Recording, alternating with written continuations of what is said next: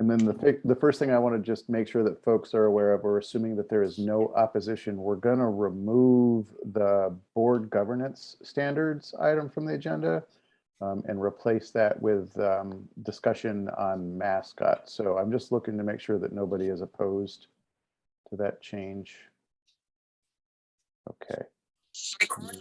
Not seeing any opposition to it, then yeah, why don't we let our guests in? Are you letting them in, Carrie, or would you like me to? I just did. Okay, thank you.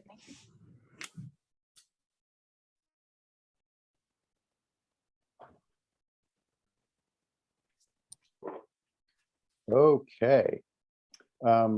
So let me start at welcome to our guests this evening. I see we've got both Jeff Fannin and Colin Robinson from Vermont NEA. Sue, did you want to provide a little introduction to this item, or do you want me to roll with it? I think you can roll with it, Neil. Okay. So folks, we got a presentation tonight. I believe Colin, I think, is going to handle most of it, if it's correct. Yep. But let me just give these guys both a brief opportunity to introduce themselves so that you all know who they are and what they do. And then I'll let Colin take over from there, and we will jump into a presentation, I believe, on sort of the pension solution proposal that we have before us. So why don't I start with Jeff, if you just want to go first, then we'll go over to Colin. Sure. Thank you, Neil. And thank you, Sue, for inviting us, and Neil for having us. So welcome, or thank you for letting Colin and me come to your meeting and just talk a little bit about the pension solution. This is the teacher pension issue that was started more than a year ago, really, and ended up in the legislature, and a summer task force that met every week starting in June, early July, late June, I forget what it was, all the way through most of the fall and into December, and came up with a solution in early January that we think threads the needle, that shores up the teachers' retirement system, asks teachers to contribute a little bit more, make some changes, and the state contributes a little bit more as well. And we think it gets the plan headed in the right direction. So just for the record, I'm Jeff Fannin, the Executive Director of Vermont NEA, and thanks for having us. And I'll turn it over to Colin to let him introduce himself and take it from here. He's the real expert, and I'm just helping along a little bit. So thank you. Great. Thanks, Jeff. Thanks, Neil. Thanks, Sue. And good to see everybody. I'm Colin Robinson. I'm the Political Director for Vermont NEA. And I'm the staff person, along with Jeff and some others who provided a lot of support to folks engaged in the pension task force conversation over the past 9 months. So I will be happy to walk through a little bit of information, and then at the end, happy to answer any questions that you all may have to the best of my ability. Neil, would you like me to sort of begin? Yeah, I think you can jump right into it, Colin. Great. Wonderful. Let me see. Am I able to do a screen share? Whoever is the controller of we can probably make that happen. Zoom world. Yeah, let me make you a co-host and you can do that. Just 1 second. Great. Thanks, Carrie. Okay, so what I'm going to do is I'm going to share some information that's on our website that is accessible to all of you for future reference. And there's some documents that I'm going to walk through on there as sort of points of reference for the conversation.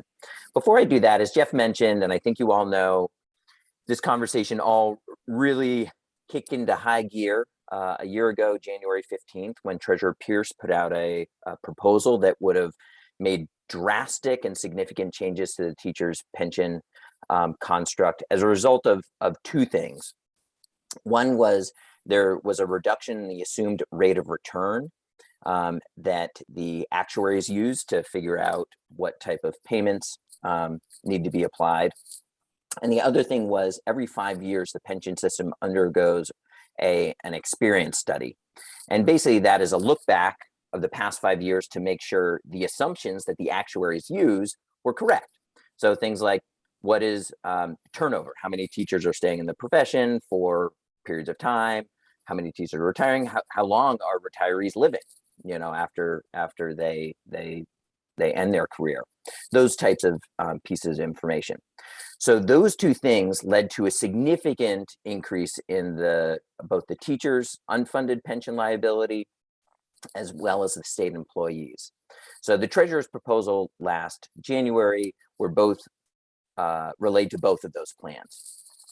The other thing that is a sort of a contour of this conversation is that the pension, as I'm sure you all are aware, there was a big agreement back in 2010 that included moving to a 30-year amortization schedule. So the current pension for both teachers and state employees, for that matter, is on a closed 30-year amortization schedule. So the unfunded pension liabilities will be paid off in fiscal year 38, so calendar year 37. And so that's really important to remember. And all of these constructs that I'm going to be talking about doesn't change that amortization schedule. The final thing to know is that similar to a mortgage, if one is fortunate enough to be able to own a home, you tend to pay a lot of interest in the front end and more principal on the back end as you get closer to your 30 years. And that's where we are in the arc of the pension amortization schedule as well. We've been in this schedule for about 10, 12 years at this point, and we're getting to the point where we're starting to have significant impacts on the actual unfunded liability. Okay, so with those couple little preambles, I'm going to do a screen share. Thanks for your patience with me while I walk through that.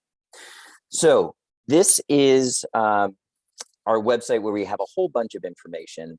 And the first document that I'm going to share with you all is Pension Framework at a Glance. And before I also, as I share this, I should say, one thing that you should know is that, as Jeff mentioned, the legislature created a pension task force. It was comprised of 3 members appointed by Vermont NEA, 3 members representing state workers, 1 from the Troopers Association, 1 from the Vermont State Employees Association, 3 House members appointed by the Speaker, 2 senators, and Commissioner Mike Pichek representing the administration. The Treasurer's Office had a non-voting member, Deputy Treasurer Michael Clausen. And they met, as Jeff mentioned, weekly starting in early July, all the way through December, and their final meeting was on January 10th. These were full-day meetings.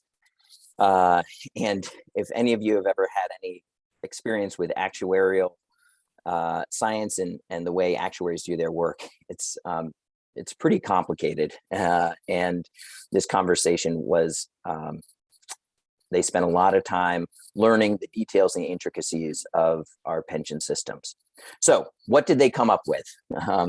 This is a one-pager that kind of overviews all of that. So first, they worked to stabilize the retired teachers' healthcare benefits. So one thing that is often lost in many of the conversations about the pension benefits is that there are actually 2 components to it. There's the actual pension, the payment that a teacher receives upon retirement, but there's also a healthcare benefit. And we have never, as a state, and this applies to the state employees as well, paid for the retired teacher's healthcare benefit until in any type of sustainable or amortized way. Until 2014, in fact, that actually came out of the corpus of the pension. So even though the state was fully funding the pension starting in 2007, every year, the amount required to pay for retiree healthcare benefits, a PAYGO model, was pulled out of the corpus of those ADEC payments, actually determined employer contribution. Good vocabulary construct for today. So in 2014, they started moving to what's called a PAYGO model, where they said, we're not going to pay it out of the corpus of the pension, but we're going to appropriate out of the general fund the money needed for this year to pay for this year retirees' healthcare benefits. What the task force did, and what the agreement that was supported unanimously by all the senators and House members and union members, was to move to a pre-funding construct for retiree healthcare benefits. And this is moving to an amortization schedule, the same way we have for the pension benefits. And while we continue to do the pay-go construct out of the general fund, this healthcare benefit will now be pre-funded out of the education fund. So if you remember, there was $13 million set aside in the education fund at the bottom line at the end of fiscal 22. I'm sure you all heard about some of the disagreements between Senator Kitchell and her counterparts on the House around this. And this was what Senator Kitchell was driving at, trying to get to pre-funding for the teachers' healthcare, retired teachers' healthcare benefit.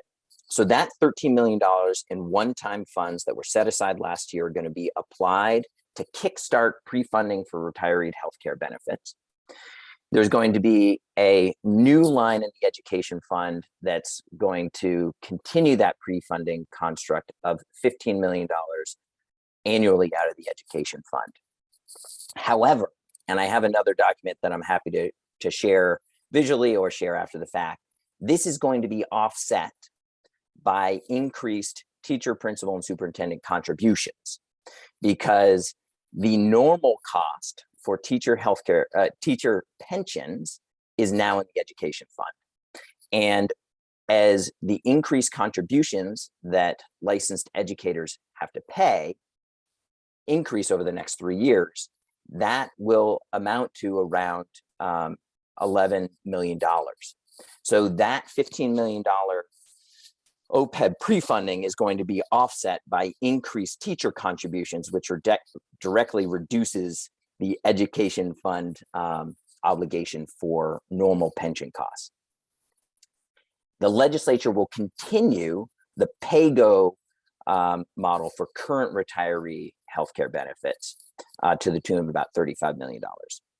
On the pension side, for those of you who may be closer to the details or not, last year the legislature set aside about $150 million in one-time general fund dollars to use to be applied to the pension solution for both the teachers and the state employees' plans.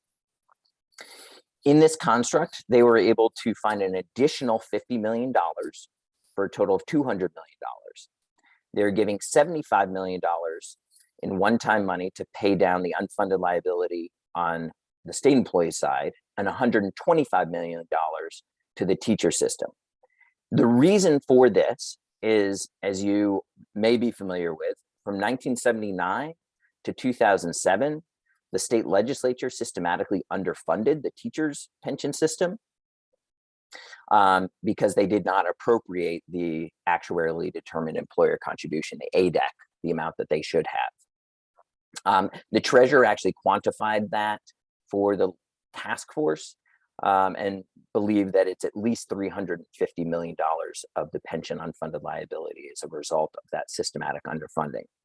So the additional infusion of one-time funds to the teacher system is a direct recognition and a result of understanding, legislature understanding that they had a role to play in making up for that systematic underfunding. Additionally, the legislature out of the general fund is going to appropriate $15 million above the actuarially determined employer contribution. You can think of this as having the impact of a 13th mortgage payment.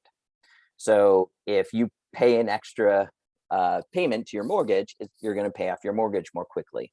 And the legislative task force heard a lot about this, the impact of additional reoccurring money going to the pensions in increasing the pension stability and paying off those unfunded liabilities earlier. So the legislature is going to appropriate out of the general fund an additional $15 million every year until the pension fund reaches 90%. And that will help accelerate the pay down. Finally, we call this the ADEC plus, which is 25% of any future general fund budget surplus will be applied to the teacher's pension fund. I should also note that on the state employees, they will also get an additional $15 million above the ADEC and also $25 million of general fund surplus towards the pension fund. These are all ways to help accelerate the pay down of that unfunded liability. For members of the licensed educators who participate or are required by statute to participate in the pension system, they will see a phased-in contribution increase over the next 3 years. All teachers are going to experience an increase, and the new construct has a progressive contribution structure, similar to our income tax, where you have these progressive contribution structures are applied in a marginal way. So everybody will pay a percentage based upon their salary. And that's going to be phased in over the next 3 years. Teachers will currently receive a cost of living benefit adjustment in retirement of 50% of CPI. This is less than state employees get. State employees get 100% of CPI annually. Teachers since 1981 have received 50% of CPI. Currently, they have to wait 12 months before they are able to receive any COLA benefit. And currently, there is a maximum of a 5% COLA and a minimum of 1%. What this construct will do is it adds an additional 12 months. So teachers will now have to wait 24 months before they receive a COLA benefit. And it lowers the floor to 0 and the maximum to 4%. So your COLA can range between 0 and 4% instead of 1 to 5%. However, remember, it's on a 50% of CPI for teachers. One really important thing that we were able to advocate in this task force construct was a path to getting a normal cost of living adjustment for teachers, like state employees have. So what does that mean? Once the pension fund, the teacher's pension fund, reaches an 80% funded ratio, which is deemed by all actuaries and general participants, people who work on pension issues, as a healthy funded ratio, there will be a gradual process of increasing teachers' cost of living adjustment in retirement to 100%. It'll step by 7.5% annually, as long as the funded ratio remains above 80%. And if that increase of 7.5% would result in the pension fund dipping below 80%, or if it dips below 80% for other factors, then whatever that COLA benefit is at that point in time will be frozen. So if it goes up to 57.5, and then the next year it would dip below 80%, it would stay at 57.5. This is significant because obviously getting 100% COLA is what you get with Social Security, it's what state employees get, and this is a way of making sure that teachers are able to experience that increased COLA in future years. Now, this is probably eight years out, but we wanted to make sure that any teacher who pays the increased contributions has an opportunity to access that future COLA increase. So that was part of the construct. So the final thing I'll say before I stop sharing this page and show one other page or two other pages and pause for questions is that this package, as well as the one for the state employees, are viewed as a total package. The people that were involved in the final stages of negotiations of this include Senator Kitchell, Representative Ansel, the pro tem, the speaker, the treasurer. And when this was unanimously supported by all 12 members, including Commissioner Pichek, Senator Corey Parent, Peter Fagan, and the other legislators on the task force, it was constructed and understood that if any single piece of these packages are taken out or removed, the totality of the package dissolves. And so that is how they are moving forward through the legislature. As a practical matter, it's going to start in the Senate, in Senate Government Operations. We're expecting that work to begin next week, and then it will move over to the House. So again, I saw a couple people join. This is our landing page where we have resources. You can explore it. I'll make sure to put the link in the chat. So again, that was the framework at a glance. The two other documents I'm going to share real quick and highlight is one, just how this proposal compares to some of the ones that were out there previously. So what you see in this document is status quo, the Treasurer's proposal from January of 2021, the House proposal that I'm sure you all heard a lot about in April of 2021, and the task force recommendation. So on the COLA side, the Treasurer proposed eliminating COLA for any active member. You would not receive a COLA in retirement. The House had a COLA construct where you get some COLA on a first portion of your benefit, but most critically for educators, you wouldn't receive any COLA until age 67. I went through kind of the task force recommendations on that, which are obviously significantly better than either of those. It's called AFC, average final compensation. This is what your pension benefits calculated upon. The Treasurer's proposal had it moving to your top 7 years of salary. House proposal had the same, and the task force recommendation is remaining status quo at 3 years. Same thing for length of service. I'm sure you heard from teachers in your districts a lot of concern about having to work longer to receive their benefits, and the length of service that will be required for teachers is remaining status quo. Vesting period, this is when one is eligible to receive a pension benefit, not when you can draw a benefit, but at the point in time when one could potentially receive a benefit, and that remains status quo at 5 years. And then the contribution construct, as I mentioned, and this has a little bit more detail that I'll go into in a minute, but the Treasurer's proposal had all teachers going up to 8%.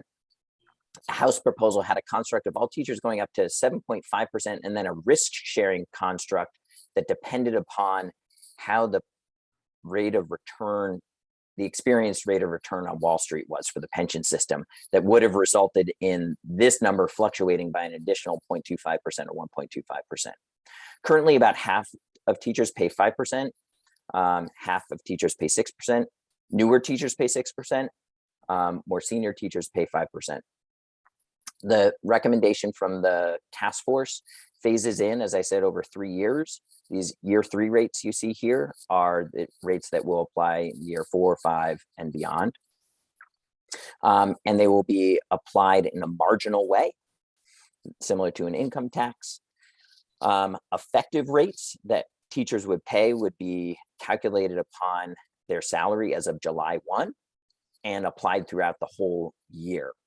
The only time when one's effective rate would be recalculated in a school year would be if a person's FTE status changes. Otherwise, it would be calculated in July 1, locked in July 1, and that's the rate, regardless of other fluctuations. We wanted to make sure that this is a change, and there's some additional calculation and work that needs to go into this, and we didn't want to make it additionally burdensome. We wanted to make it a snapshot in time that was applied throughout the school year to a teacher's compensation.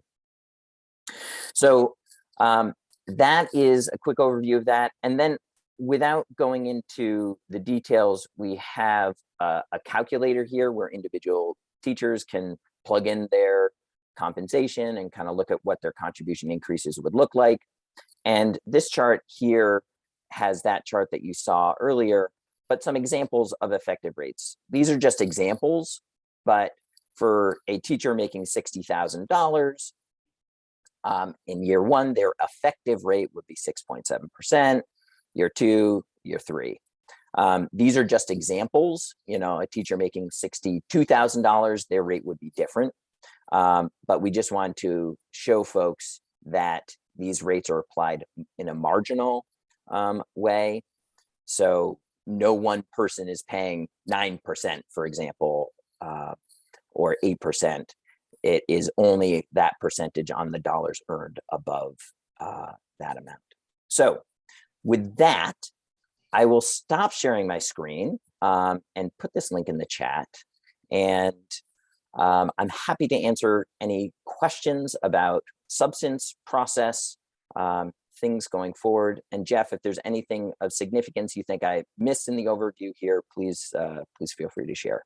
No, I already put the link in the chat and disrupted your presentation, but so it's all on our website. That's all there for anybody's viewing pleasure. So it's all there. We're not hiding it. Thanks, guys. Board members, questions for Colin or Jeff this evening? Do your Zoom hand or your real hand. Don Collins, go ahead. Not a question, but a comment. Excellent presentation. Simple enough that even a retired educator could understand. Good to see you, Don. Any other questions? I think Adrian. Oh, okay. Sorry, I didn't see that. Thanks, Adrian. Go ahead. Okay, I have my screen is sort of blurred and I haven't figured out how to take that away. Jeff, that was great. And Mark, is it Mark? Yes. Colin. Yeah. Colin. I'm sorry, Colin. I lost all my words too. Okay. That was really understandable. And I appreciate all the work that the NEA did to work this out, because it was a huge problem. And I absolutely was floored when you guys came up with a solution. Got to tell you. So congrats. I'll be honest with you. It was touch and go at the end. And I do want to say that, you know, as we all know, this issue was top of mind for every educator in our schools over the past year, and it has had tumultuous impacts on their ability to focus on what they want to do, which is, you know, support students and support their learning. And that's superintendents, principals, administrators, classroom teachers, et cetera, et cetera. And I think that what we're hearing is a big sigh of relief that they're able to get back to what you and they want to actually focus on in this time, and not have to be concerned about this. I will also say, really, Senator Kitchell and Representative Janet Ansell really, really critical in the final weeks of conversations.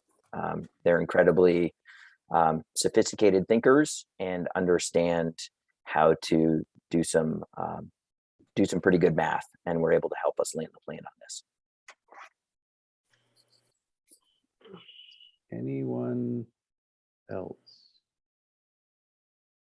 You know, I think, if I may, Neil, for a school board to think about this, one of the things that's baked in here that's may not be obvious is the contribution rates for teachers start going up July 1, assuming this passes, and we're making assumptions that'll glide right through and no problems whatsoever. But assuming the contribution rates go where they're going to go, and that starts July 1. If a teacher teaches for a full another year, she then enjoys the potential to get the increased COLA benefit when the funding ratio improves. And that's an incentive, if you will, to keep people in the classroom. We are aware that teachers are stressed, your school systems are stressed, and we want to make sure that good teachers stay in the classroom. And so it is a little bit of an incentive short term, but keeping people there that we hope does keep people maybe in the classroom a little bit longer than they might otherwise have decided to do in this year, the third year of COVID, which is the most difficult, seemingly, from our perspective. So that's baked in. It's not obvious. It's not an intentional, or it's not a stated incentive program, but it is an incentive nevertheless. Thanks for that, Jeff. one of the questions that I had was, we mentioned the amount of time it's going to take for the pension to A, like reach a healthy level, and then B, reach that level by which then those additional contributions go away. Is there an estimate as to how long that will take? So the best guesstimate, and I'll, everything is a guesstimate because, as I think we can all appreciate, whether it's actuarial analysis and experience studies that aren't quite on point, or rates of return and experiences on the market that don't quite line up with expectations, there's guessing in here. But the current thinking is around 8 years. One of the things is the legislative task force got a lot of analysis from the actuaries, because they had a significant budget, not a robust budget, but a significant budget to actually have the actuaries look at the impacts of certain components of this. And one thing they looked at, it was the impact of one-time funds and the impact of the reoccurring additional money, the 13th mortgage payment, if you will. And those things are really what help accelerate that. And so we're looking at 2030 to 2032, depending on scenarios. What hasn't, and that's just on those two pieces.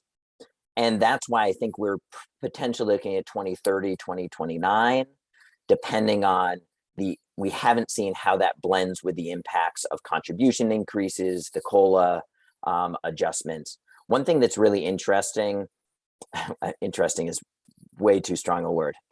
One thing that to know is that the thing that actually really changes the dial on the unfunded liability are things like COLA benefits, because there's a lot of volatility in that. And so when you're able to narrow some of that volatility, it has positive impacts on actuarial assumptions, which means that unfunded liabilities and deviations from assumptions are easier to manage. The one final thing, I shouldn't say final thing, one other point I'll make is that this total package for both state employees and teachers, currently between the two systems, their pensions and the OPEB, the other post-employment benefits, that's the healthcare, there's $6 billion in unfunded liabilities.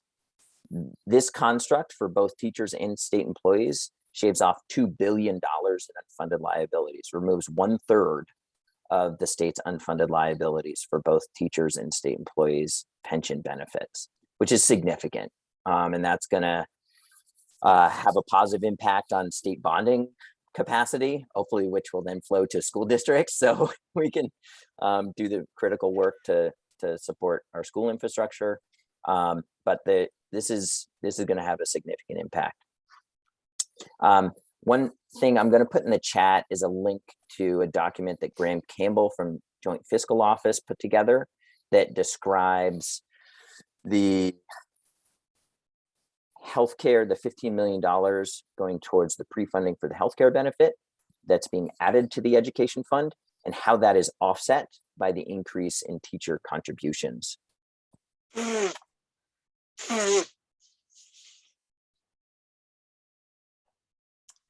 Thank you. Any other questions from board members this evening? I am not seeing any. Colin, Jeff, thanks you guys for taking time out of your evening to join us this evening, and thanks for the information on the pension stuff. We greatly appreciate it. Great. Well, thank you so much for having us, and thanks for your work. And hopefully everybody's able to stay healthy and safe as we plow through February. Thank you, Neil and Sue, for having us. One bit of information: Colin's presenting to the VSBA officials on Friday, right, Colin? I think that's the date. And they will need to know a lot more the details and implementation side of this. So your business manager will be getting, I think, assuming she or he can attend on Friday, a lot more perhaps detail, and may ask more detailed questions. And then thereafter, we're happy to help in any way.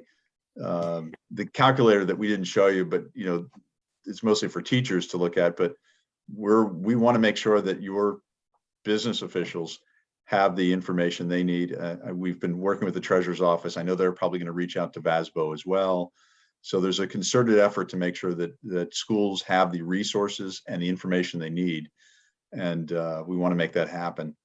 We want this plan around today and tomorrow, frankly. And I think, the teachers do, the state does, and we're all trying to pull together and make this happen. So if you have questions along the way, Sue knows where she can catch up with us, but thank you all. Sure.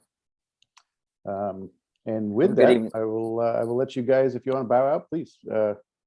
Great. Thank you all. Have a good meeting. Be well. Thanks all. Thanks for coming. Thank you. All right, board. If it wasn't obvious to folks before, when you took a look at the agenda, it's hopefully obvious now. We've got a lot to get through tonight. I'm happy that they ran a little bit shorter than we thought that they were going to take, so that we'll try to make good use of that time. But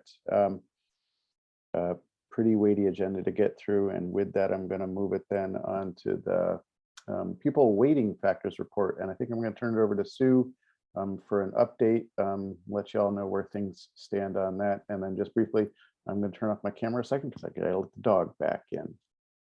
Okay. So I'll give you an update on what's happening. The Senate Finance Committee took quite a lot of testimony last week on the two options for systemic changes to the funding system, pupil weighting or cost equity grants. And on Wednesday, I testified in Senate Finance. I believe I included my testimony in the packet, but if not, I'll have to look at the packet when I get done talking here and see if it's in there. I think it is, but if not, I'll put a link to it in the chat. And then on Friday, Jeff Francis from VSA testified with a number of superintendents, including Libby Bonesteel from Montpelier Roxbury, Jen Botsagerns from Kingdom East, Zach McLaughlin, Springfield, Lynn Coda, Franklin Northeast, David Young, South Burlington, and Emily Nisley from Orange East. They all offered testimony to Senate Finance, and they were all, I believe, unanimous in their testimony that adjusting the pupil weights is preferred over cost equity grants, provided that a well-designed transition plan is in place. And several of them urged the committee to take action to address the current inequities as soon as possible, which I did as well. Today, the Senate Finance Committee looked at tax rate comparisons between different models of weighting and cost equity using FY 2020 rates. They also looked at two updated models, one for implementing the weights and the other for the cost equity approach. They also talked about transition considerations, and Chair Cummings indicated that she wanted to put out a call for superintendents to testify in the committee next week on the impacts of swings in tax rates as a result of the anticipated changes to the weights. So hopefully that's an indication that they're going in the direction of the weights and not cost equity.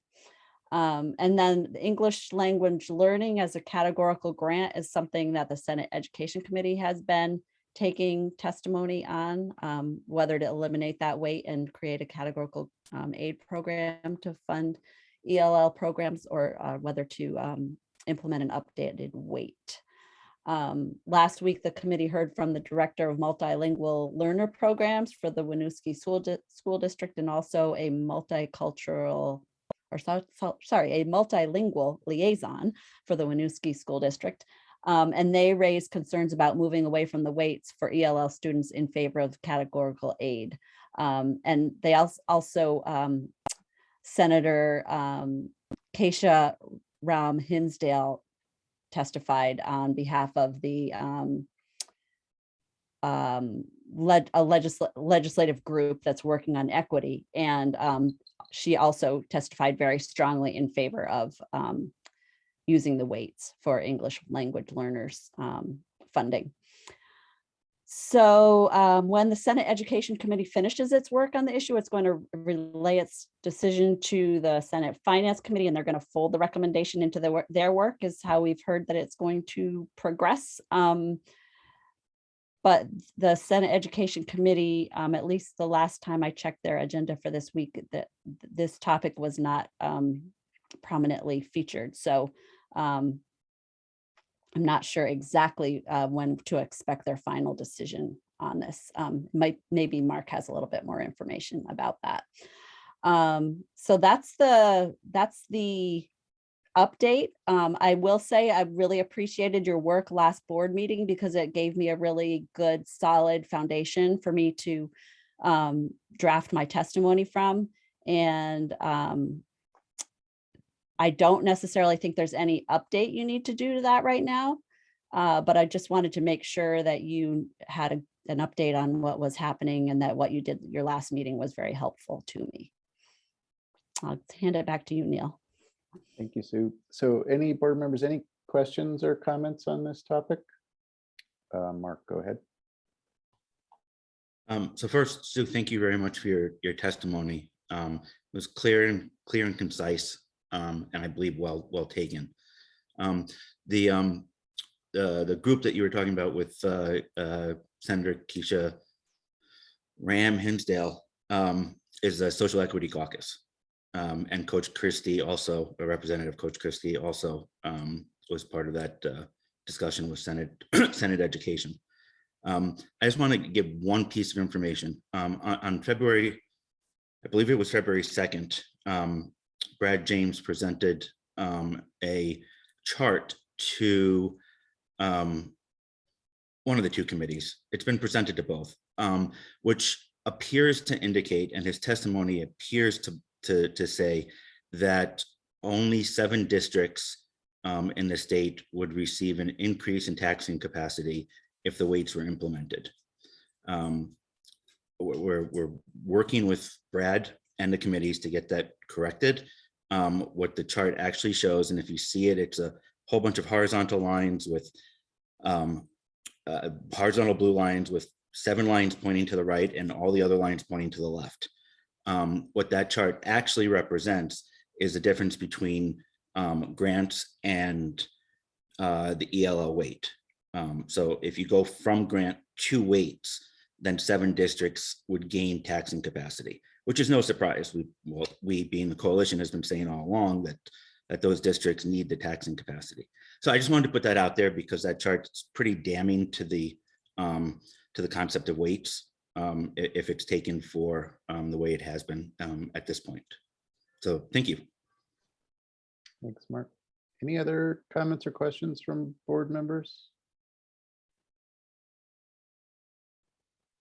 Okay, not seeing any, then I think we're going to move on then to the next agenda item, which is our Rule 2200 series coupled with S219 coupled with Carson v. Macon. They're all coupled together because all 3 of these things are all sort of intertwined and have an impact on each other.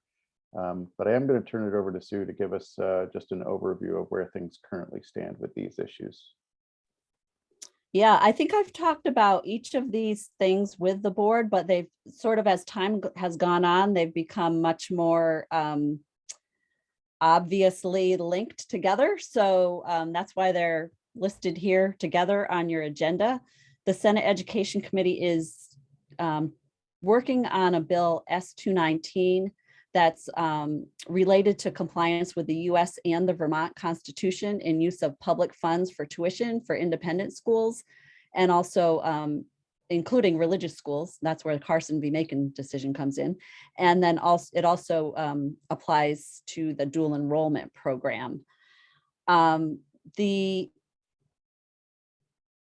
S219 is being discussed in anticipation of the Supreme Court's decision in Carson v. Macon, which is that Supreme Court case, the US Supreme Court case out of Maine involving Maine's tuitioning program, which is similar to Vermont. In areas where they don't have a public school, they have districts that pay tuition to other areas that do have public schools and also to independent schools. So the committee is now on draft 4.1 of this bill, which was released today, and I have not had time yet to review that latest draft. We asked Professor Derek Black to review a previous draft. He's an expert in constitutional law and education law, and he's a constitutional law professor at the University of South Carolina School of Law. And he was very generous in reviewing the draft and also providing testimony to the Senate Education Committee and answering a lot of the questions from the senators on the committee. And based on his analysis and the unpredictability of the specifics of where the Supreme Court's going to land in the case, we asked the Senate Ed Committee to consider waiting until after that US Supreme Court decision is issued. That idea is sort of supported by the fact that Vermont is involved in 2 lawsuits that are now at the Second Circuit Court of Appeals. That's the Federal Court of Appeals. That's the last stop before you go to the Supreme Court. There's 2 Vermont lawsuits there now, and those cases have been stayed pending the Supreme Court's decision. So there's nothing happening in those cases. There's no decision going to be issued until the Supreme Court makes a decision. The Senate Ed Committee has decided that they are going to move forward right now. So they're taking the approach of linking the State Board of Education Rule 2200 series, which is currently in rulemaking. They're linking that right into the bill and saying that rules series for approval of independent schools is going to be used to develop a list of approved independent schools that are eligible to receive public funds. And that, so currently school districts are having to deal with this on their own. Under this bill, what would happen is that there would be a list of schools that's posted by the state board, and school boards could look and see if the school that they've been asked to pay tuition to is on that list or not. There was a piece in a previous draft that had removed parental choice and had the school boards making the choice of where every tuition student went to school.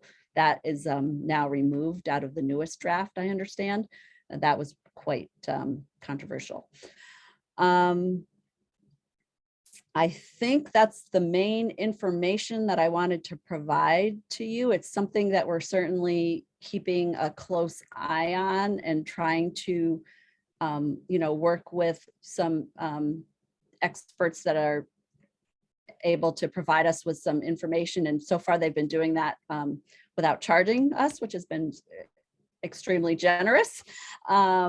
So it's something we're keeping a very close eye on. It's a lot to keep an eye on because the Rule 2200 series is under rulemaking right now. There was, for instance, there was a 3-hour meeting about it this afternoon, which I was able to only attend part of because I had to also be in the Senate Education Committee testifying on a completely different matter.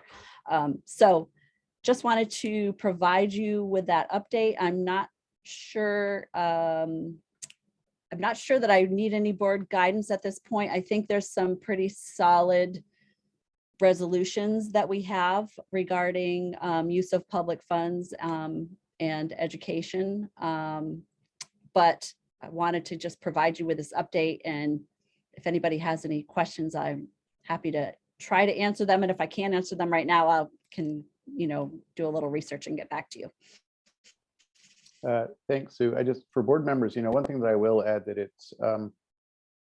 it has been, I would say, rare since I've been on the board that you would actually see Vermont NEA, VSBA, the Vermont Superintendents Association, and Vermont Principals Association all agree on one thing. But this is that area right now in this moment in time. It's the threat to public education. And so what I just want to make sure that all board members understood was that the testimony that Sue provided in Senate Education related to this notion of please wait until we see what the Supreme Court does was supported by all 4 organizations. So her testimony didn't reflect just VSBA, but it was an agreement by all of those associations. And Sue mentioned that in providing her testimony. For those that watch the testimony, you'll see that Chair Campion, I think, was a bit pointed in some of the questions that we received on that, which I thought was unfortunate, but that's sometimes how things go. But I believe our position at this point in time, and the position of all 4 organizations, is still, I think we think it's best to wait for the Supreme Court to make a decision on this. And, you know, I think that that's supported by what Sue said in those two other court decisions being stayed at the moment pending that outcome. But also, if folks have been paying attention, like S219 has gone through several rewrites. And I think each time it goes through, it's trying to address what they think might be a different way that this thing could go. And in my mind, that's an indication that waiting might actually be the better mode at this point in time. But do any board members have any questions or comments on this one? I want to make sure you have a chance to chime in.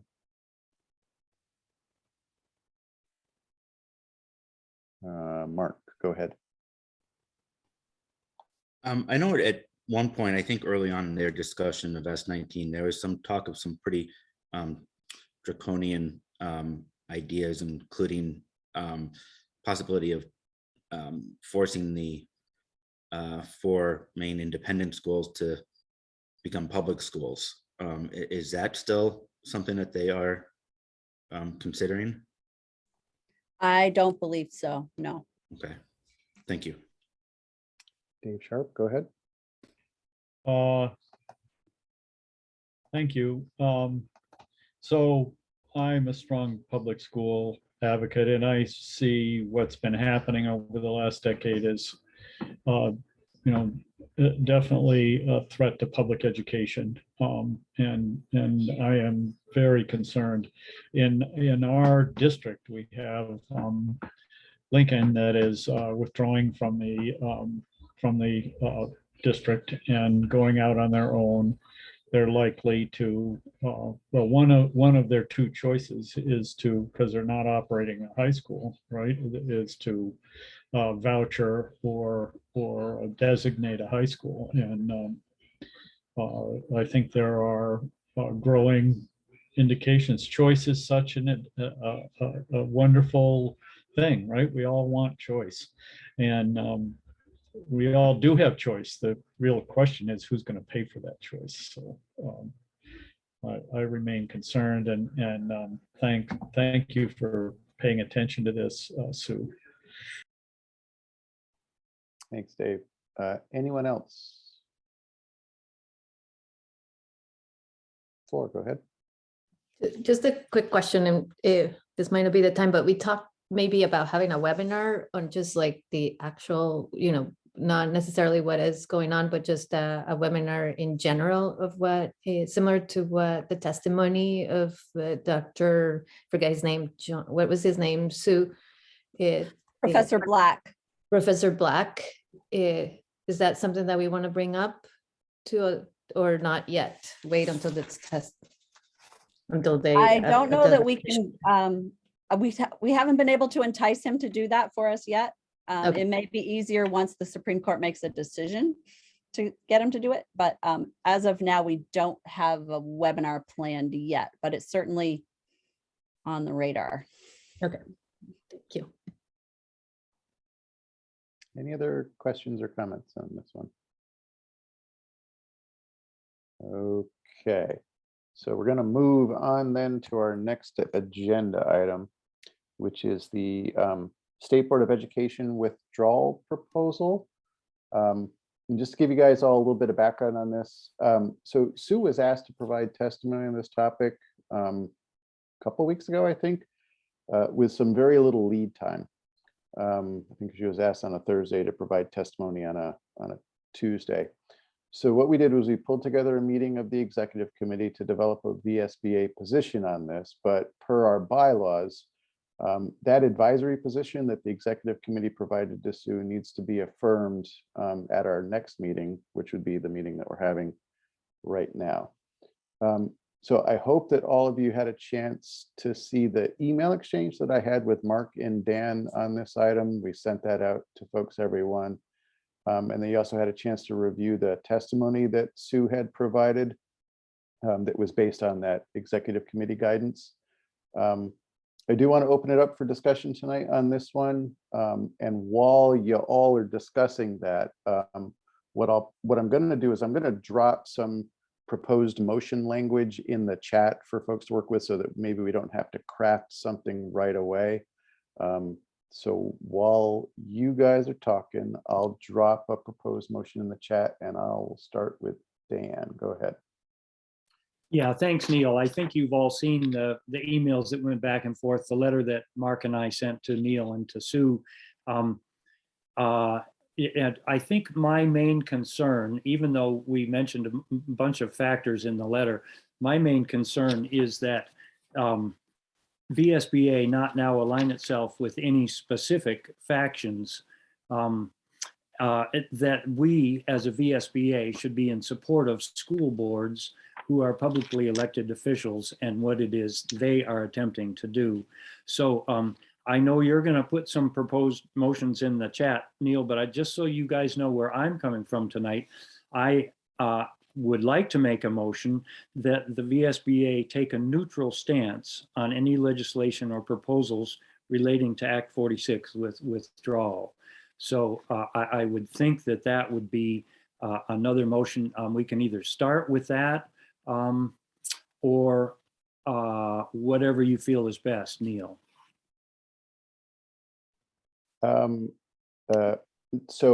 In order to stick with the bylaws, Dan, my preference would be to have this body react to the advisory position that the exec committee gave to Sue and was represented in the testimony. And then depending on the outcome of that motion, so if it fails, and you'll see how I worded it in the language. So if it fails, then I do say it, then this body needs to come back and figure out what our position is going to be. And so if you don't mind, Dan, I think what I'd like to do is just follow the bylaws, address the advisory position first, and then based on the outcome of that, then we could come back and entertain yours if that works for you.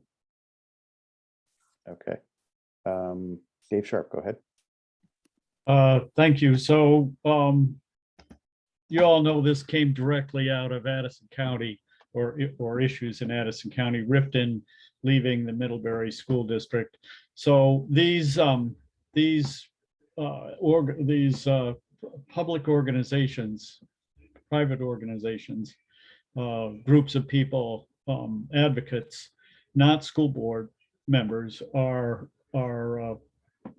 getting petitions in their community to pull their towns out of the district. So if you're going to support school boards, then I think you want to be supporting this measure. School boards are trying, at least in Addison County, are trying to keep our districts in one piece. And the real issue in Ripton and in our district in Lincoln is that these ad hoc advocacy groups get a petition, whip up an emotional fervor, a fear that the school district's going to do something terrible to their school, like close it. And then the community, based on precious little information, votes to keep their community school, which I support. I'm not saying we should be closing schools all over the place. I think we should keep community schools open. That was part of the purpose of Act 46. But they do it with precious little information. And so they give vague terms like, particularly with regard to middle and high school, we'll figure something out. The new board is going to have the power to figure it out. And, everything's going to be good. Most of the kids are still going to go to Mount Abe, and, everybody should be hunky-dory. But there's no research, there's no numbers, there's no, when we put Act 46 together, when we put these mergers together and create these articles of agreement, a great deal of discussion and research has to go into how it's going to work. And if a town adjunct committee wants to pull a town school out of a district, they should be required to do a similar amount of research and at least tell all the voters how it's going to work and what the articles of, under what basis is the school going to run. And so I think that was the impetus for the State Board of Education being frustrated with what was happening with Ripton. And we see the same scenario happening with Lincoln. My understanding is that it's happening in a few other communities around the state where you have where you have some activist group trying to pull their school, their community school out of a larger district. So that's the short version of my position. Thanks, Dave. Lisa, go ahead.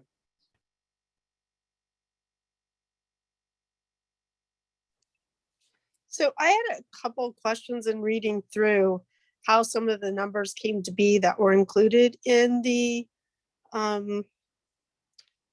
documents, i.e. the $25,000.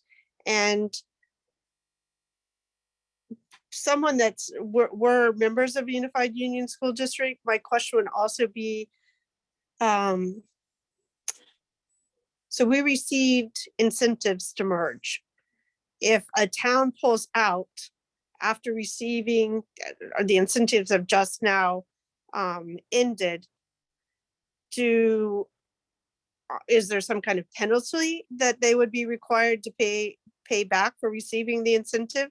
Because now they're withdrawing after that period. I guess I'm just really perplexed by this entire process from the State Board of Education, and that there wasn't a better process put in place after we were pushed into Act 46 and merger. And now that people can just so easily, it appears, start withdrawing from this after all the work that was done and the money that was spent for mergers. And I feel for these communities that are going through this, but I also fear that if this catches on, the wave will make its way around the state. Thank you. Thank you. Mark Schauber, go ahead. If you don't mind, can I address Lisa's questions first? Sure. So the $25,000 figure came from the fact that that's what the grants were for the study committees of the Act 46 study committees. So they just took that same number. And there isn't currently anything in the proposed legislation that would penalize supervisory union to supervisory districts based on the tax incentives that they received. That doesn't mean that couldn't be added, but so I think my overall view of this is what the State Board of Education has proposed is really I'll say it, it's neutering taxpayers and voters. Instead of allowing them to decide what's going on, the State Board of Ed, and if this legislation passes, is essentially making it impossible for towns and schools to withdraw. And whether or not we think towns should or shouldn't withdraw, that should be their choice. It's my belief that well, one of the biggest concerns that the State Board of Ed has said about the current process is that they don't have the ability to enforce things such as EQS and IDEA. I would think that as long as they are given the ability to do that and ensure that the students of the district, the new and old district, the divorcing school, as long as they are able to support their students to the standards that the state and feds require, that they should be approving those withdrawals. I believe that districts, towns should be able to petition at the same percentage, which is 5%, as almost every other petition that's required in the state. I've asked people if there are petitions that require more. I haven't received an answer one way or another yet, but as far as I know, they all require 5%. So I don't see why this should be any different. And once a town petitions, puts a petition in, their town votes to withdraw, all the other towns then have to vote to agree for them to withdraw. And then it goes to the Board of Ed and go through a process of them ensuring that that the withdrawal was what's best for, or what is adequate for the students. It shouldn't even be what's best, because the town should be able to make those decisions. And then it has to be voted on again to ratify whatever the Board of Ed decides on. Instead, the process that they have put forward essentially makes it impossible for towns to withdraw. We've heard from Stowe, Ripton, I think Lincoln, maybe one other town that are in the process, essentially begging House Education to ensure that they are grandfathered in some way, because withdrawing would become almost impossible for them if this process is put in place. So I think that it should be our taxpayers and our voters that get to make these decisions, as long as what they put in place is sufficient. And David, I don't know if you've listened to all the testimony, but all the towns that have testified have made it very clear that they put a lot of time, years in some cases, into developing their plans and putting it in front of the electorate. So these aren't towns that are just saying one day, well, we want to withdraw, and then the next day going and doing it. They're actually putting plans together. They're having the discussions. They're putting together financial plans, and the electorate is then voting on those plans. So I just think that I think that the Board of Ed is overstepping at this point. That's my opinion. Thanks, Mark. I just want to briefly go, because Mark asked the question about the 5% thing, and I'm pretty sure I think Sue had followed up with the state on that to find out whether or not it was a set figure for most stuff. And Sue, do you have more information on that 5% threshold? Yes, I did communicate with Will Senning of the Elections Division of the Secretary of State's office, because I also thought that it was sort of a set thing, and he said no, it is individual to specific pieces of legislation, and it can be set at any percentage that the legislature wants to set it at. Okay, thanks for that. So Dan, I know you're the next up in the list, but since you've already spoken once, I'm gonna skip over you and go to Floor next. Thanks, Neil. I just wanted to help a little bit and do the motion right now, so then we can discuss and just keep the process going. So I would like to make the motion to move that we approve the advisory position of the VSBA Executive Committee related to the State Board of Education withdrawal proposal as presented in the testimony provided by Sue to the House Education Committee on February 1st, 2022. Thank you, Floor. Is there a second for the motion? Adrian will second.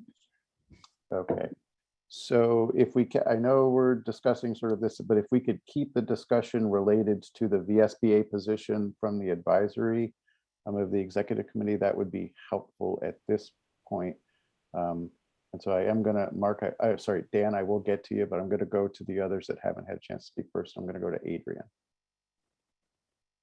I think one of the main reasons that there's not, support for this, and I understand Mark's point that it's onerous, but it's also onerous to all of the communities that are involved on the other side, that may be content with their Act 46 merger. All it takes is one town with 5%, according to this proposal, to tie up the entire, the central office of whatever district you're talking about. And there is nothing in there that says that it has any limitation on how many times that can happen or how many places can petition. I mean, it's just not a complete proposal. It not only makes it almost impossible for people to get out, but it also makes it impossible for any unified board that has one community that is unhappy about anything to function effectively if they are constantly looking at, let's get out of here, let's form this committee, let's spend the $25,000 on and take up to a year to come out with a proposal. It's just not well thought out, period. And that's what I have to say. Colleen? Yeah, I just want to echo what Adrian was saying, and just, having been part of Act 46 study committees in the past, just how much time was consumed by central office staff in putting together information.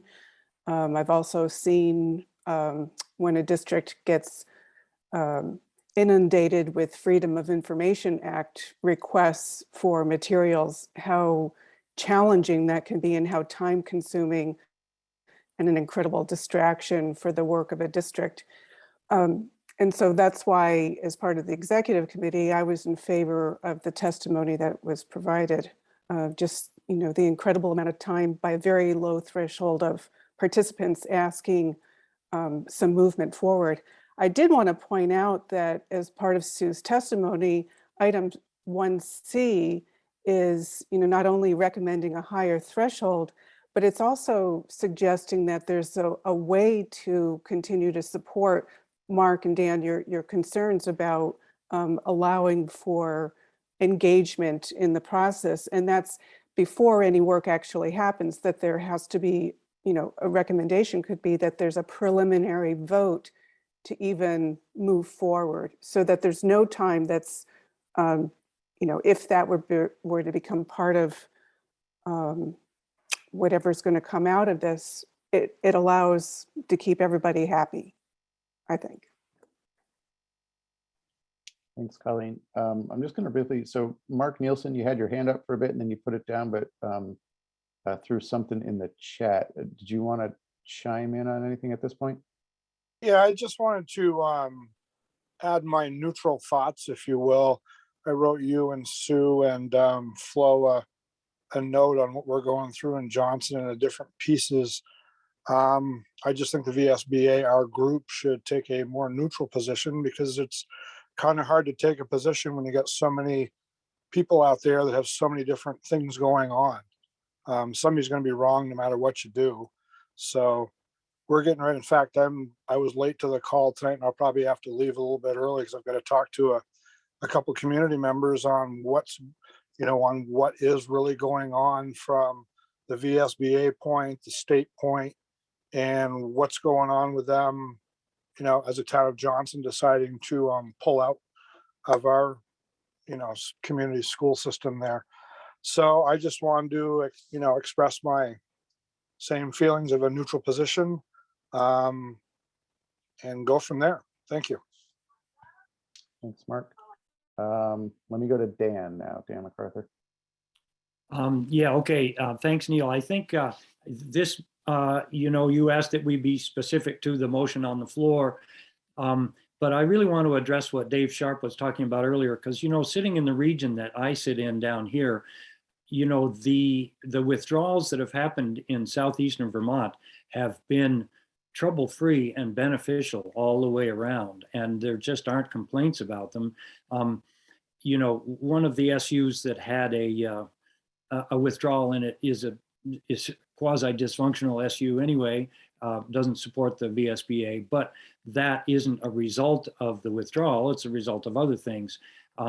So, I don't know exactly who these ad hoc committees are that are getting together, but it has worked well in the towns around here. And I feel that the school board members from my region of the state would completely agree with me, and would completely agree that if the VSBA continues with its, wanting to be what I would call somewhat partisan on this, that they would be disappointed in that stance. So that's so I bring this as a sort of as a regional rep for districts who I think have really successfully gone through this already. Thanks. Let me go to Dave. I'm going to go Dave Sharp, Don Collins, Floor, and then Lisa. Okay, thank you. I could wait if that's better. But I'll go ahead.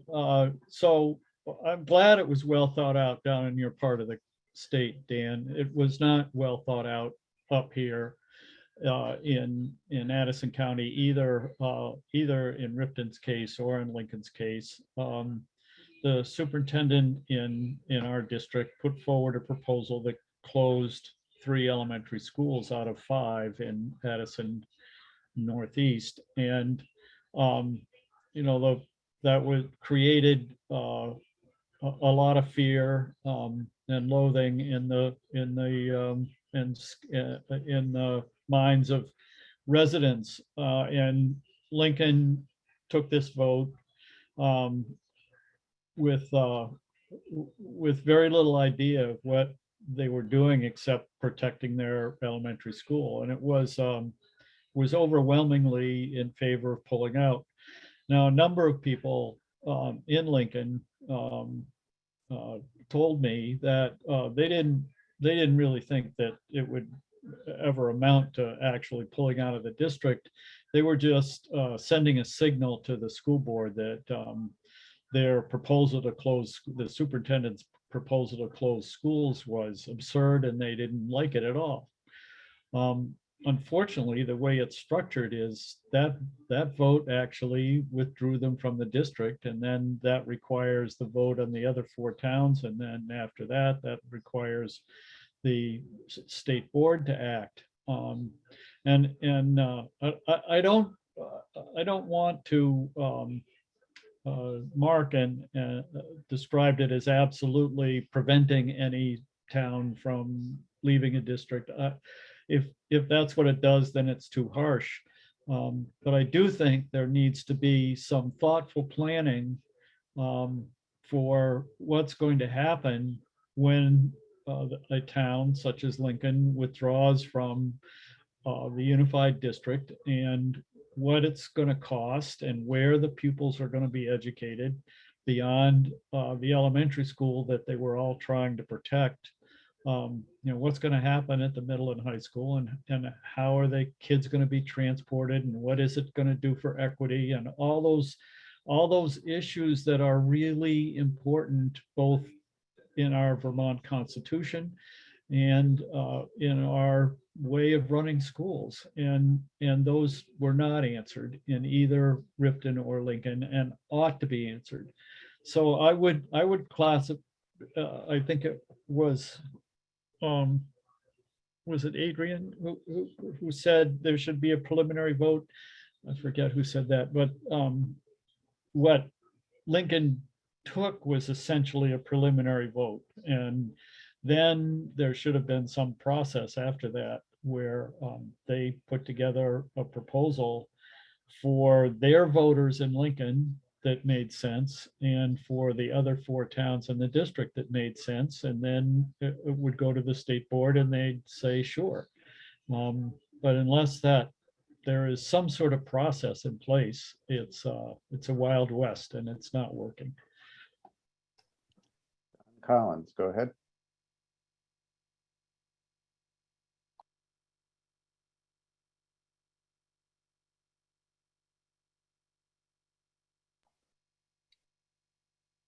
Don, are you trying to unmute? There? Okay. There you Wait, go. can you hear me? Okay. Yep. Gotcha. Be respectful of everybody's time. I'm really not going to get into all the rationale. But I honestly believe that we should be neutral. I don't think this is an issue. I think this is one of those issues where there are not going to be any winners. And I think for us at this point in time to kind of sit back and see how things evolve. As a former state board member, they have a lot of authority to set up some limitations that are not restrictive to democracy and citizen participation in voting. So put me in the camp of we should remain neutral at this time. Thank you, Don. Floor, go ahead. I'll be quick. I think even though we were calling it a position when we were talking about this and if you really read in depth the testimony of Sue, all we are doing is really doing our job, asking the wondering questions, providing the testimony on the areas that we, it took us so long to have that process of Act 46. The bar should be pretty high in how we have a systematic approach about how we undo certain things that we're doing. We're just asking questions. We're not, I don't see us as taking a position, you know, like for example, the equity one that we talked about. Like there's so much divisiveness already in our systems and in school boards. This provides another area to bring a wedge again in between communities. So I think it's our responsibility to ask these questions. We're not saying do not by any means let anybody withdraw. We're just putting the bar high. That's my understanding of what we're doing with this testimony. Thank you, Flora. Lisa, go ahead. So my question to the board would be, did you take a neutral stance on Act 46? Or did the board take a position on the supporting Act 46? This body did take a position, but it was challenging, hard work to get to that position, and it was not unanimous. So I guess it would be problematic for me knowing that happened, that a position wouldn't be taken here, because I feel like in our area, in our district, where we were essentially forced to merge, using Mark's term, I believe the State Board of Education neutered us at that point, because it was either merge, be penalized, and then be forced to merge. So I'm not quite clear. I feel like everyone entered into a marriage for a very short term. And now that they feel like there should be a quickie divorce in place because it hasn't worked out. It hasn't been a honeymoon in our merged district either, but we've all dedicated ourselves to doing the work. Thanks, Lisa. Jim Salzgiver? Yeah, I just in hearing the discussion, I think there are kind of like two fundamentally separate items that are getting discussed. One is, as Mark and Dan are pointing out, the difficulty of actually getting approval of a withdrawal, which is sort of the second part of that withdrawal bill.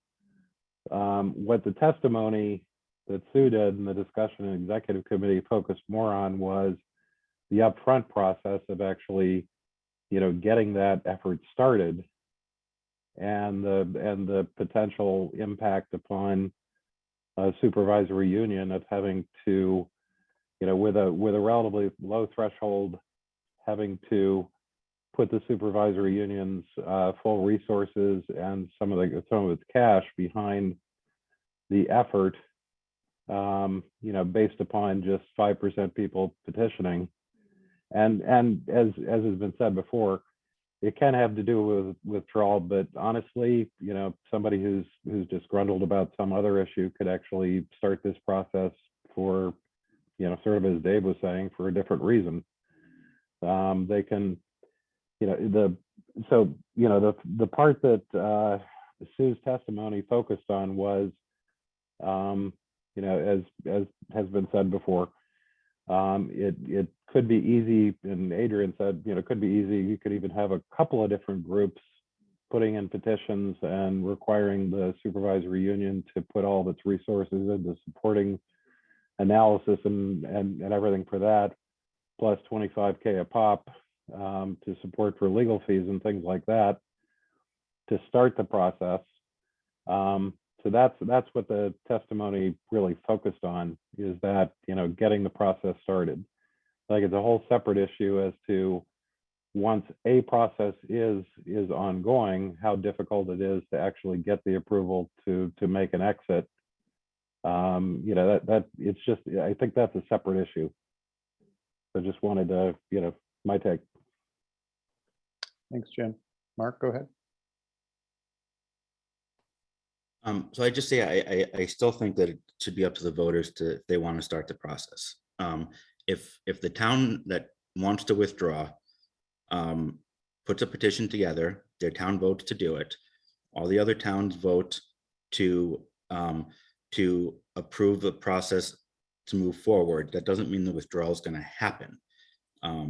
Then a process has to go through where they have to satisfy the Board of Ed and their requirements before anything is approved. And at that point, the towns and all the towns involved should have to vote again. It's stopping the voters from being able to start the process that I have a problem with. And if you listen to Cheryl, and I can't remember her last name, from Westminster, their SU and superintendent didn't find the process as onerous as people are afraid it's going to be found. So I'm just not sure that us taking a position, which essentially what the position we've taken is, let's make it really hard to get the process started, and to take that decision away from the voters. And that's where I have the biggest issue. Dan MacArthur, go ahead. Yeah, I just want to clarify the 5% thing. You know, these can't go forward without a vote of the entire town. So 5% of the people, yes, they can petition for a vote, but it doesn't go forward until the voters have approved it. So whether it's 5 or 10 or whatever, the way I see that is 5 has been the normal for years in all educational matters, and raising that, or even talking about raising that, or testifying toward raising that, just seems like throwing up a barrier. So I just want to make it clear that it still takes a majority of the voters of a town before any action can actually happen. Jim, go ahead. Yeah, I guess that's where I read it differently, because, you know, the way I see it right now is, you know, 5% petition. Once you have that petition, I don't see a town vote happening. I see within 30 days of receiving the petition, the board has to start the withdrawal study support and have the 25,000 be potentially taken. So it doesn't, I think the concept here was that 5% get it rolling, and then the study committee starts before you do any vote, because then that study effort will provide enough information to the voters when they do ultimately vote to make a sound decision. But I think that, you know, at least my read of it was, once you get the 5% signing, then you've got a study committee, or you've got a study group together. I just want to take an opportunity, Sue, based on what you heard through committee discussions, is that your understanding of the bill language as it's proposed? Yes. How Jim just described it. Yes, there wouldn't be, in the proposal, there's not a vote until later on. Okay. Mark, go ahead. I just think it's important to clarify what Dan was talking about is that in the current process, the way it is now, a petition has to be put in and the entire town has to vote to even start the process, and not just that town, but all the towns in the district have to vote to even start the process. And that's the way I believe it should remain, that once the towns decide that they are willing to discuss this divorce, that they can then go and prepare the financials and do all the preparatory work, which I don't believe should be dictated by, in the kind of detail that it is in this bill, dictated by the Board of Ed. It should be the Board of Ed's place to say, yes, this divorce is going to satisfy EQS, IDEA, and all the students of the district are going to be taken care of, or no, it's not. It's not going to satisfy that, so no, we're not going to approve it.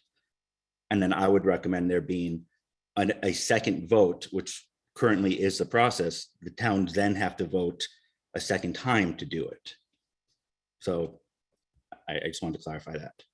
Yep. So here's where, so it's becoming obvious to me, right? This gets complicated, right? As we go through this, because the VSBA testimony that Sue provided was in response to the proposal that came via the State Board of Education, right? What Mark is talking about is what's in current law right now, right? So in essence, in some parts of this conversation, we're actually talking about two different things, right? I also want to make sure that folks understand that, and I do want to call the question on this motion that we've got on the table here fairly soon, because we've had a bit of discussion about it, right? But if we vote down that advisory position and we go back and say, no, that is not VA's position, the testimony that was provided on February 1st is no longer accurate, we're going to withdraw that testimony. And then I'm going to come back to this body and I'm going to say, what is our position? And what I thought I've been hearing around the table from some folks is that we should have a neutral position. How I interpret a neutral position is that we don't provide any testimony at all. So that if the legislature suddenly considers that, no, the threshold isn't 5%, it's 65%, that those of you at the table here don't want VSBA to say anything about that. That would be, in my mind, a neutral position. And I want to make sure that folks are that's how I'm interpreting it. I want to make sure that we're all interpreting it the same way. I want to maybe get through like the next couple of folks here, but I do want to call the question on the motion that we've got out there. Jim, go ahead. Yeah, and that's my concern here as we're talking about a neutral position. I'm just looking, this particular bill, in my view, is flawed from the perspective of the process that gets it started, because it's way too easy to put the burden on the supervisory union. It's also probably flawed in that it makes it way too difficult once the town decides that's the direction they want to go to actually make the exit. So I have a real problem with taking a neutral position on this bill, because I think it's flawed kind of everywhere. So thanks, Jim. Colleen, go ahead. Yeah, I just want to reiterate that I don't think that there's an actual position that was being taken by this testimony. It was, as Flora noted earlier, raising the questions. There were problems with, what is the size of the committee? Sometimes it looks like 3, sometimes it looks like 6. And so when we were suggesting testimony for Sue, we tried to keep it very narrow, understanding fully that there are districts in the state or towns where they do want to separate, and there should be a process. I don't think any of us were saying there should not be a process. It was the process that was presented was confusing, has some flaws, needs to be reworked. And so I think that this testimony does maintain a neutral position. Lisa, go ahead.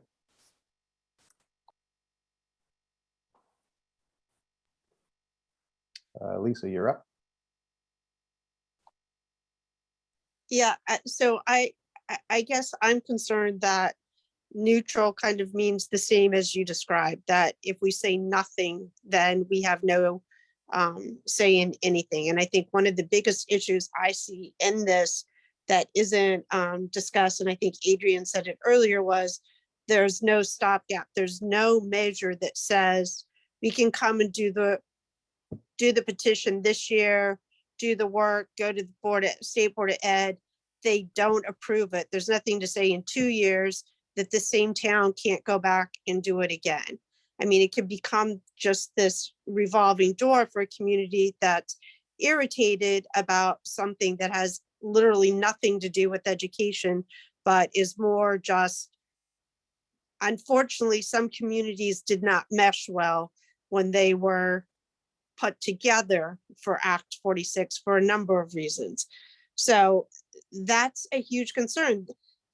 There's a lot of moving pieces, and I think the divorce analogy works well. I mean, you're in a merged district. You have now taken on other people's debts. You have made other investments in their, buildings, in their homes, in their children, in all of these kinds of things. And now they can simply leave with the benefit and you're kind of stuck with nothing. I just think there's a lot of issues. I don't think taking a neutral position is a responsible decision for this board. All right, so I got two other hands that I see up, Dan MacArthur, Dave Sharp. I'm going to let those two folks go, and then I want to call the question on the motion. Go ahead, Dan. So actually, the motion that I have drafted out here, I may address your concern, Neil. VSBA take a neutral stance on any legislation or proposals relating to Act 46 withdrawal until further board discussion. That's the way I have it drafted out here. So what that would mean was, you know, all you have to do is reconvene this board. Not the executive committee, but the board would be in my motion, and take up an issue as it, you know, if it needs to be addressed. So just so people know, if we vote this one down, that would be what I would be proposing. Okay, Dan, I will. There are challenges associated with that in convening this body in a quick enough turnaround timeframe based on what we've been seeing coming from the legislature this session. The requests have been coming very last minute, and it's been difficult to keep up with the pace of things. So I'm not shooting down your motion. Let's see how this other one goes, and if that one comes up. But I just want to let you know that it's challenging getting enough of this body, I think, together on very short notice to come up with a decision that I think is reflective of the full VSBA. Dave Sharp, go ahead. Thank you. So I agree with what Colleen just said, and if that means saying yes to the motion, then I'm going to go along with the motion. This section of law is 50 years old and needs to be revamped. I think there's common ground. If Mark's saying that, you know, all that needs to happen to the current process is to add a second vote. You know, I think there's common ground here to, you know, let a low threshold or relatively low threshold to start the process, then create a vigorous process that flushes out the details so that people know what they're really voting on, and then have a real vote. But anyway, I like what I heard from Colleen, and I support that. Okay, thanks, Dave. So at this point, I do want to call the vote on this motion. So if folks just need familiarity to read back through it, it's just sitting in the chat. It's what I popped in there before, and it's what Floor read and was seconded by Adrian. Can I, so Lisa, if you wouldn't mind lowering your hand, because I do want to use the raise hand feature just to make sure that I get the voting on this correct. So all those in favor of the motion, please raise your hands now and then leave them up so that we can get a count.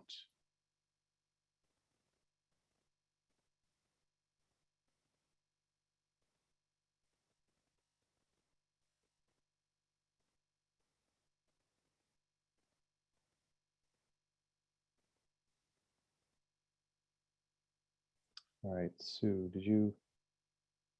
Got 1, 2, 3, 4, 5, 6, 7, 8, 9. Yes, 9.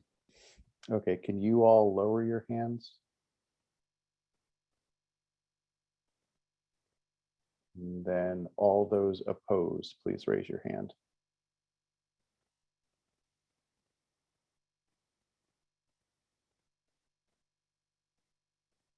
So I'm seeing 5, 6, because I got 2 physical hands, one from Don Collins and one from Mark Clough. Am I reading that right?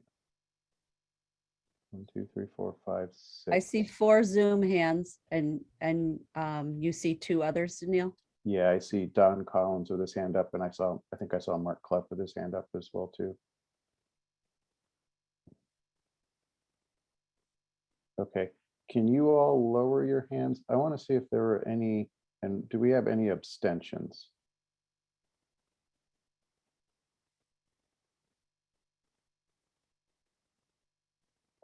One abstention, Sue. Yeah, Neil, I came in, it was like 25 after 6. So I have no idea what the motion was or the discussion that followed. So I don't think I'm in a position to really make an informed vote. That's all. Okay.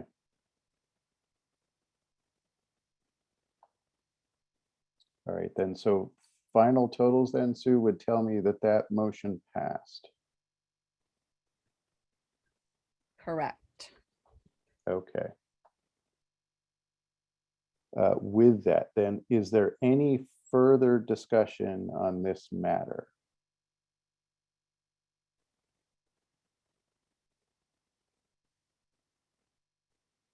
All right, I am not seeing anything. Thank you, board, for that discussion and the hard work there. I appreciate it. So we're going to move on in the agenda then, and as we had indicated before, we're going to move the board governance standards to a future meeting. And I'm going to replace it then with a discussion related to school mascots. And I know that Sue had sent some information out, so I hope folks had had an opportunity to actually view both the testimony and the slideshow that was provided by Oliver Olson in Senate Education the other day.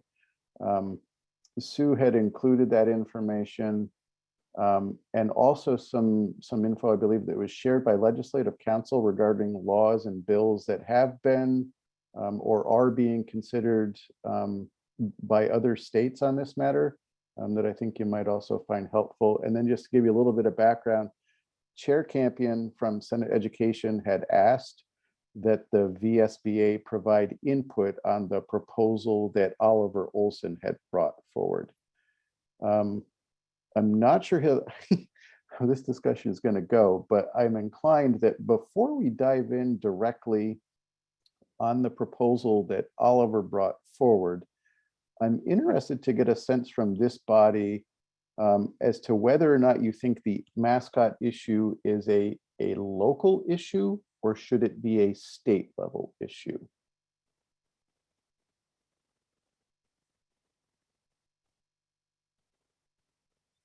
Adrian, go ahead. I guess, I mean, it seemed to be a local issue in where it's actually occurring. But to think that, you know, the whole process that those votes for the mascot happened, all the discussion, I think it gave rise to something that should be addressed at the state level. I would prefer to see something, although I'm sort of afraid of what the legislature might come up with. Mark Schauber, go ahead. So while I tend to lean more towards local control, I think in the context of bigotry, racism, Islamophobia, et cetera, the state needs to take a lead. So I absolutely think that it's a necessary progression. Thank you. Amy, go ahead. I think that on this particular topic, because if it's left to on local control, that the status quo of a mascot will remain. And I think the state needs to take action on this. Thank you. Thank you, Amy. Lisa, go ahead.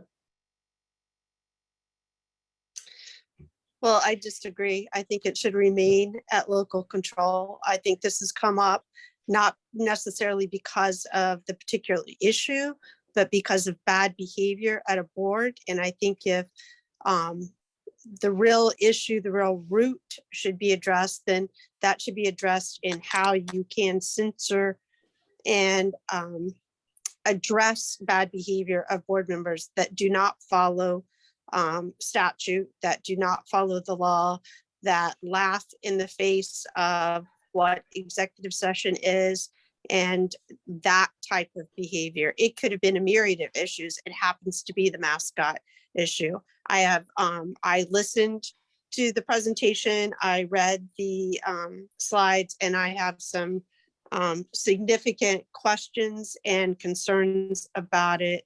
And I do find it ironic that we just said that we would be neutral on something as significant as withdrawal, but for this, we need state guidance. Thank you. Martine, go ahead. Thank you. I would argue that the genocide of Native peoples was a state, if not a national event that continues today, and the erasure of histories of our Native peoples as well as BIPOC folks. It's bigger than a small town, and I think we need to take steps to ensure that we are sensitive to these issues, and whether it's a state or a national legislation, then that's what it needs to be. So I'm definitely in favor of a state mandate on this.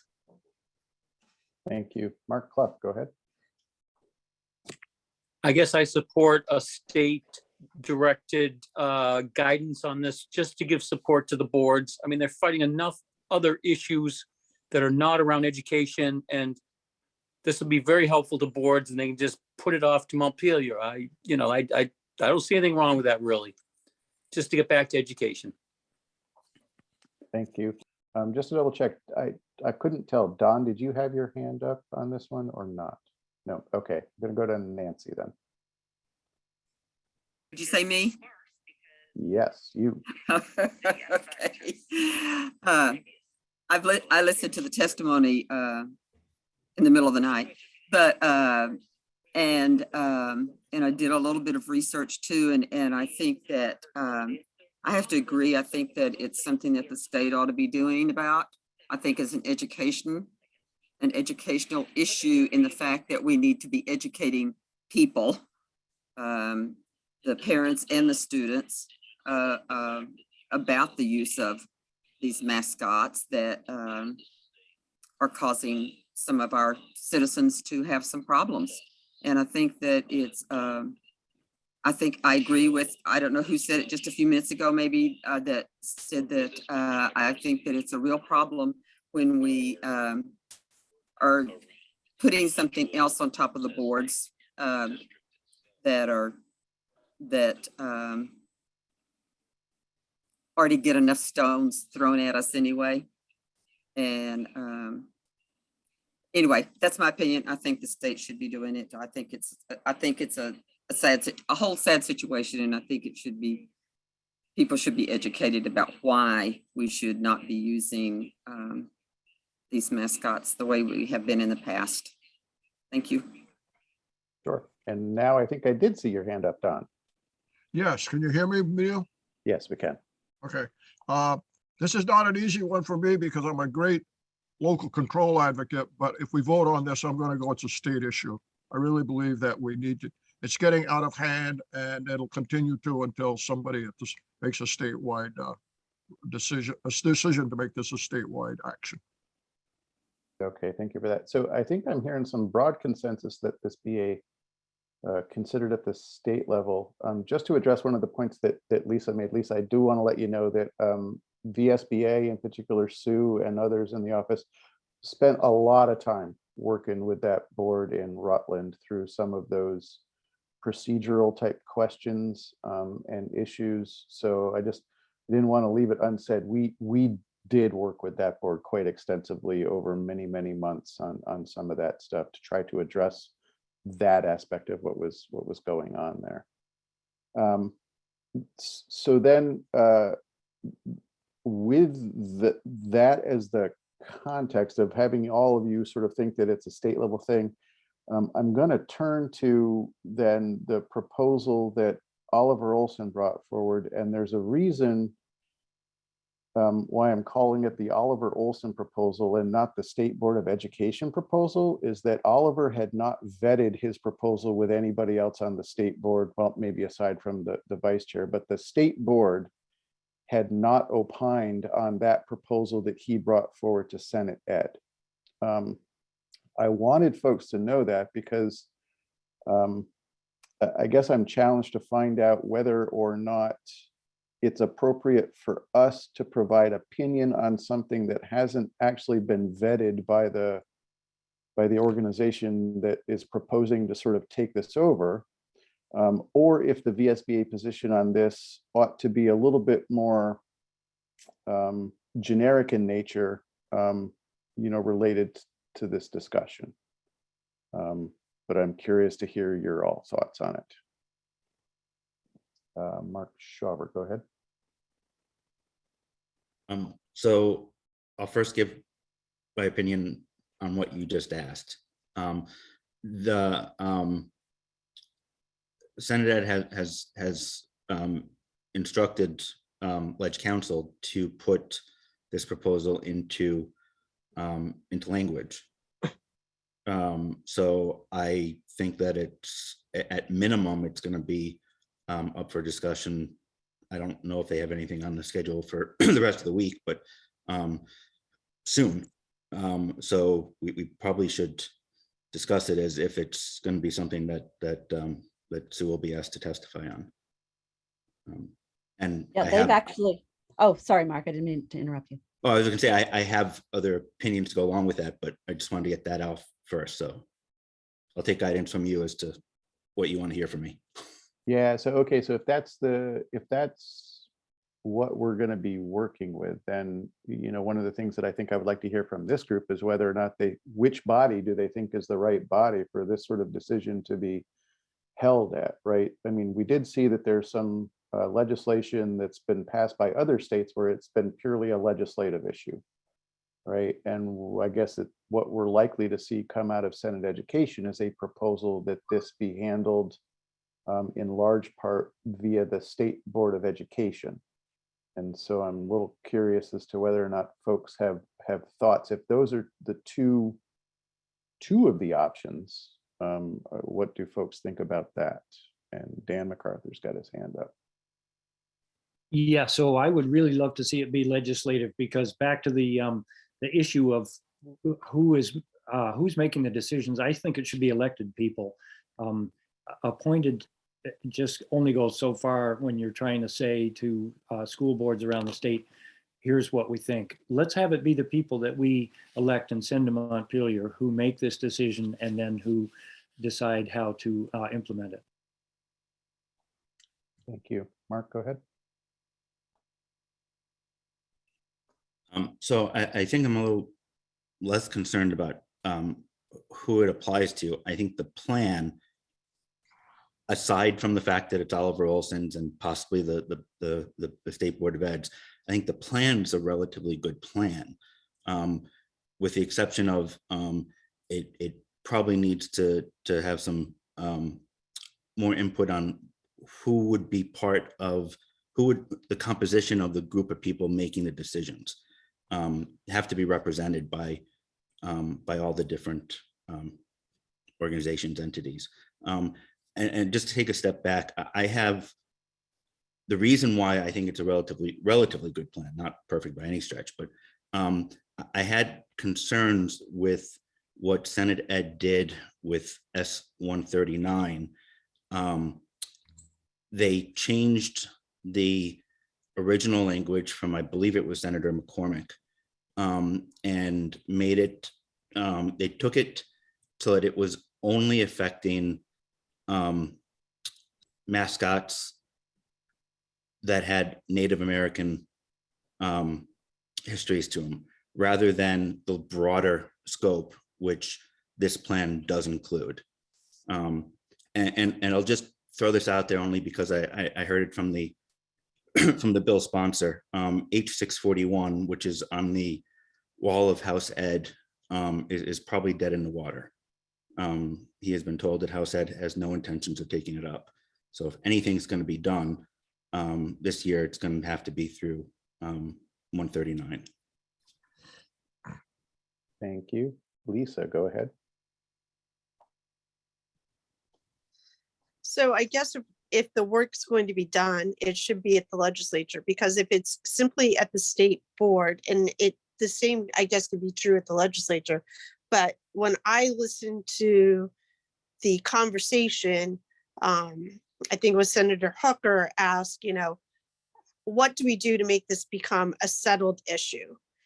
And the reality is that it will never necessarily be settled. Someone can always bring it back up.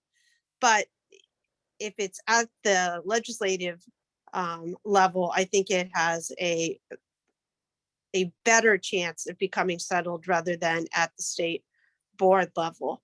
But I do have some real issues with the process and how Oliver has laid it out. I think there are some real questions to be asked. There's no percentage or number required. So if one person finds a mascot to be offensive, is that going to be enough to take up and do all of the work? There's no level of who has standing. Is it someone in California that could simply start writing against every mascot? I mean, as a librarian, we currently see that with people that want to ban books. When you talk about, having these little ad hoc committees or ad hoc groups, trust me, they're out there. And if they can find communities that they can cause trouble in, they are certainly more than happy to be doing that. And I feel like that this kind of leaves it open to that without any percentage or number required to take that to take that review. And I find that concerning. Thank you. Any other thoughts? Dave Sharp, go ahead.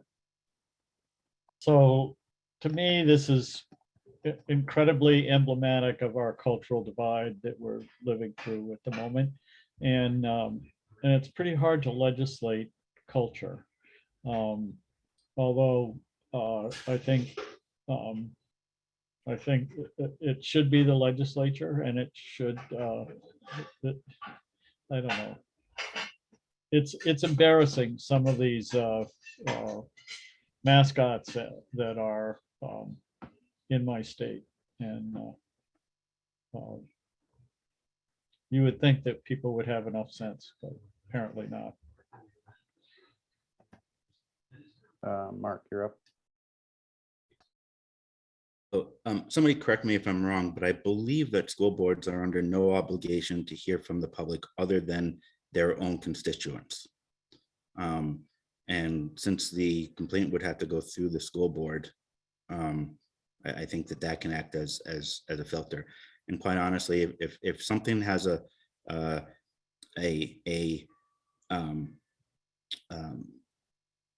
whether it's race, ethnicity, sexual orientation, and anything that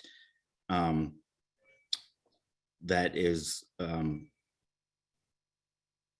deemed to be, or not deemed to be, that is insulting to a group of people, that their particular symbols are being used, then it should only take one person from that group to raise the bar. It still has to go through an entire process, and the legislation will, whomever is doing the process, the legislation is going to have a list of criteria. So I think that's where that's where you can limit people from saying, we don't like, I don't know, yellow birds. Thank you for that. Colleen, go ahead. Yes, I live in a district that used to be known as the Crusaders and now known as the Redhawks. And it was an educational process for the community just to understand why the term Crusaders was offensive. So to me, this is a big educational issue. The proposal put forward by Oliver Olson, it still has local boards being engaged somewhat, or the State Board of Ed being engaged in approving branding. And that just seems very complicated. To me, this is a legislative issue. When we have school teams that are going to other towns and bringing their own branding, which is very offensive to another community. There's something that's very wrong about that. But I do think it's a big educational issue, and I would be in favor of it not going through the State Board of Ed, but being legislated. Thank you, Colleen. Floor, go ahead. I would agree with that. I think it should be the legislature that addresses the issue, not the State Board of Education. I also believe that we can, legislate our way out of racism, and that it is a community engagement process. And, this has been a distraction, but we need to have the hard conversations in order to bring change. And just doing legislation doesn't mean that the culture is going to change around that community. So that's just my. Thank you. Lisa, you have your hand back up. Do you have another point? Yeah, I would just, to Mark's point, it clearly says in the process that it would go to any individual organization may file an objection and request a review by the State Board of Education. It doesn't say anything about going to the local board first. So that's why the question arises, who has that ability to make that objection and request a review? I don't think it's clear. All right, so I am trying to pull together what I think might be the position of this body based on this discussion. Number one, folks think that it should be a state level solution, that it should be handled by the legislature versus having it decided by appointed officials, so i.e. not the State Board of Education. There was some discussion about it being broader than just Native American imagery and symbols and stuff, that it should apply more broadly, perhaps to the point that Mark had, that the original language of one of the bills out there, I think, was a little bit more broad in nature.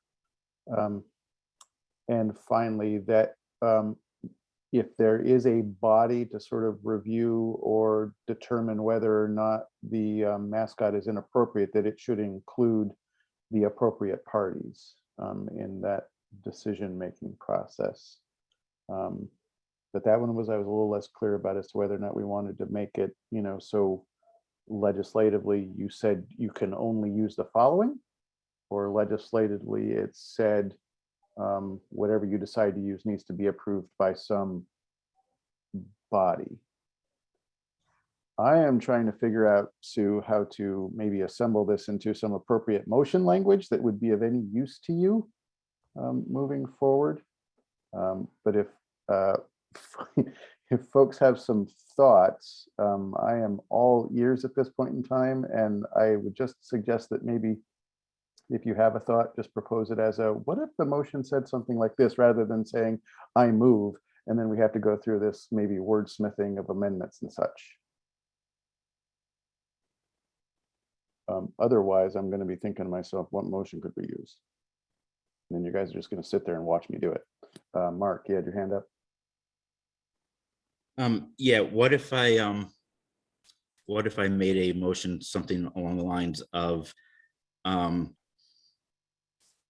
shoot, I just had the language in my head.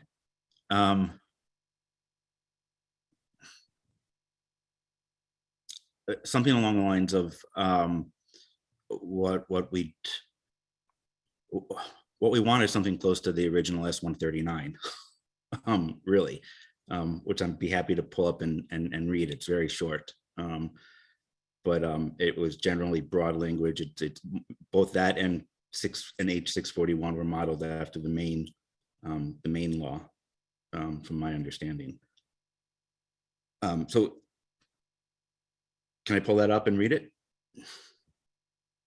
Yeah, why don't you pull it up? I think the challenge is if it's going to go pretty long, then to include that into a motion might be challenging.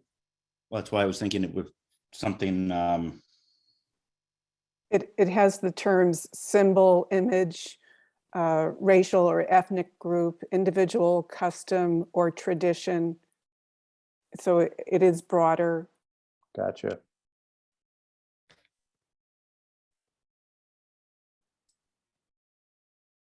One thing that I want to let you know about S-139 is the very last part about any public school not in compliance 3 years after passage of this act shall be deemed ineligible to compete in the Vermont Principals Association sanctioned events. I believe the VPA testified against that portion of it. So I just wanted to let you know that. Can I, and I think my motion would not include that part, Sue. Can I read it? It's one paragraph. Yeah, go ahead. A public school shall not have or adopt a name, symbol, or image that depicts or refers to a racial or ethnic group, individual, custom, or tradition, and that is used as a mascot, nickname, logo, letterhead, or team name of the school. A public school shall not retain a name, symbol, or image of the previously depicted or referred to a racial that previously depicted or referred to a racial or ethnic group, individual, custom, or tradition that is used as a mascot, nickname, logo, letterhead, or team name of the school. Okay. Dave Sharp. Can go you ahead. post that in the chat, please? Yeah, you got to give me a minute. I've got to pull it up on my other computer then. So, thanks. I would add, or tax supported independent school. I think the paragraph you read applied it only to public schools, if I recall, Mark. So I just would add, or tax supported independent school. I agree with that 100%. Yeah, one of the things that I was thinking, Sue, and maybe you can help me out here, right, is one of the things that we could do is have a motion that supported the language in whatever bill number you just read there, Mark, so that we don't have to go through the whole thing. Right. Yeah, and you would want to, if I'm not, what Mark is referring to is the bill as introduced. It has other versions, so you would want to specify that it would be S-139 as introduced. But also you would need to take out the part about the VPA so that you're not approving that. Yeah, okay. I got some hands up. Dan, go ahead. Yeah, so I was just going to say, how about a motion like this? It just says the VSBA supports the language of S-139 with the exception of the final clause and with the inclusion of what were those, a couple of inclusions there, that it apply also to state funded independent schools. Yeah, I think that's getting us closer because I think the other parts that we want to have in there is that we thought it was, so here's the challenge I've got. Do either we want to say it would be inappropriate for an appointed body to serve as the decision makers here, or do we want to make it, somehow I want to make it clear that we're looking for legislators to come up with, because I think you could say, I want a legislative solution, and somebody's gonna be like, well, the legislative solution was to tell the State Board of Education that they needed to do it. And that's not where we want to go with this, right? And so there's that other aspect of this that I wanted to see if there was somehow that we could incorporate that as well. There's one more point that Sandra just reminded me of, Neil, that I thought I would put out there, is that when Chief Stevens testified yesterday, he talked about, or I think maybe even recommended, keeping protections for communities that want to use a symbol that represents their own culture. Yeah. Yep. Yep.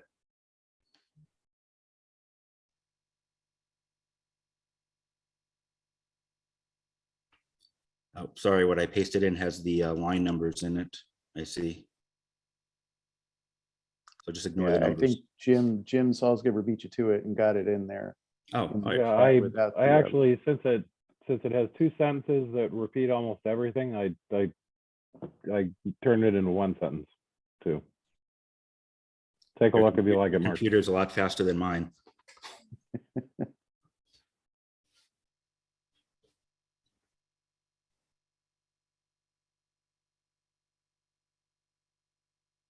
Okay.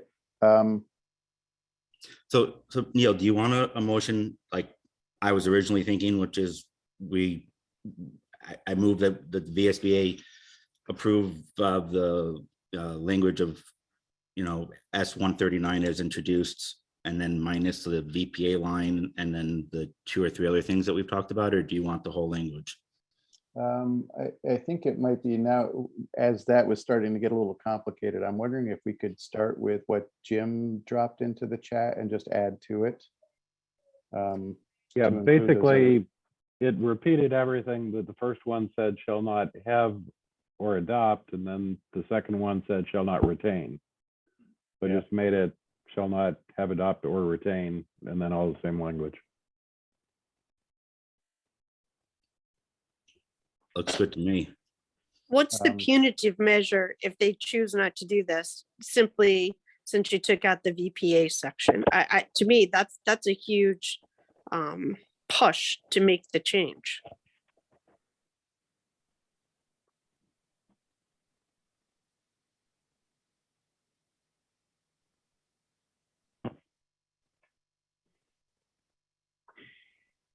Might we say it's up to the Agency of Education to enforce this matter? I think that's certainly one option. I mean, I kind of wonder, like, what other recourse do we have when somebody doesn't follow a state law? What do you do, right? I think it applies. I mean, in this scenario certainly, but in other scenarios as well too, as to how do we enforce the laws in the state of Vermont, right? But also, couldn't the VSBA just take a position that this is its position, and it's not taking a position on what the downside is? Could do that, or I could come, if it's clear that we need to have a position on that, I can certainly come back to this body and do that.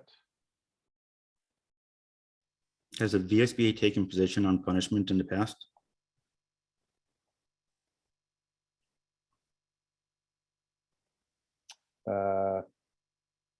My shorter answer is, I mean, unless you consider forced mergers punishment. I would have said Act would. 46, but I'm curious why the VPA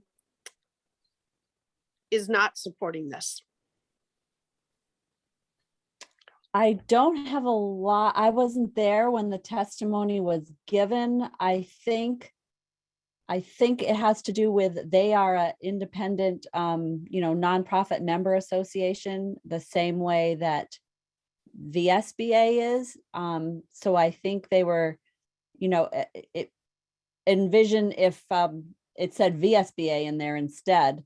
I don't think they wanted to be brought into the process of enforcing this. They came out, I believe it was definitely over a year ago. It probably was at least 2 years ago now, with a very strong statement about mascots, and that they shouldn't, be something that makes people feel excluded. So I think that that's all I really know about their position. Yep. Let me go to Amy. I think that probably in the course of creating the legislation, that since VPA has said don't include us as the enforcers, that the legislature would come up with an appropriate means of enforcing this legislation. I might be an idealist though.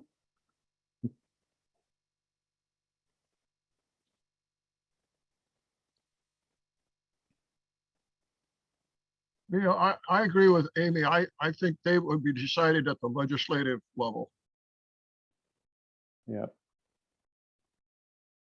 So I am trying to see if I can come up with some language that addresses the other topics here and get something out to you guys that we might be able to.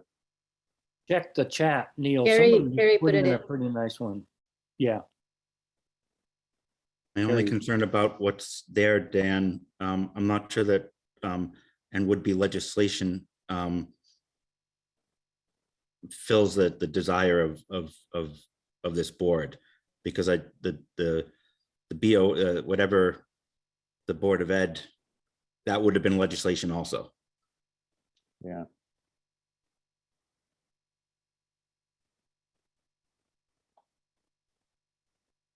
So I had this motion by you, Mark. So if that's not what you want it to be, then has anyone made a motion yet? No one's made a motion yet. No one's made a motion yet. I'm gonna try a little wordsmithing in what I just dropped in the chat.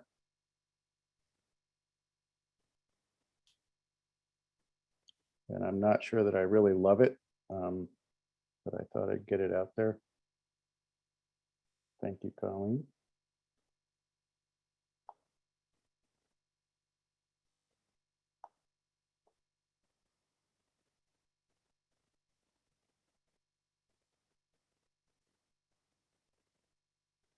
So Neil, to yours, we have to add the independent schools and the exemption that Colleen, So I think I tried to include the independent school stuff in the very first line. oh, I'm sorry. Just assumed the beginning was the same, my bad. No worries. And then I've got what Colleen, well, are folks in general agreement? I mean, and does Sue, does that last line give you enough guidance?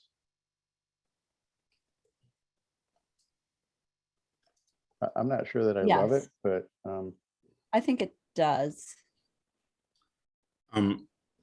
Do we, and Dave, maybe this is a question for you.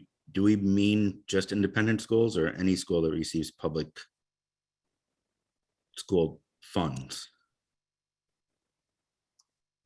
I think the challenge that you're going to have with that one is that we have cases where those monies are going out of state. And Oh, I that's don't know true. that we would have the ability to influence that. I guess that But maybe we should, maybe we should. If Yeah, they're- You know, if they're gonna have a racist name for their sports teams, you know, maybe we shouldn't be sending Vermont tax dollars there.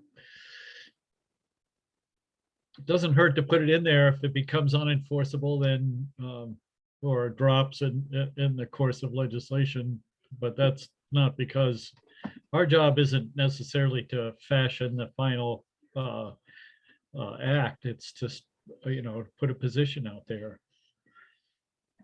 Yeah, I guess I think the argument we made that the language in there that says or independent school receiving public funds doesn't mean that it's isolated to the state of Vermont, but it could be anywhere, right? Yeah, yeah. So now we just got to see if we can fold in Colleen's point.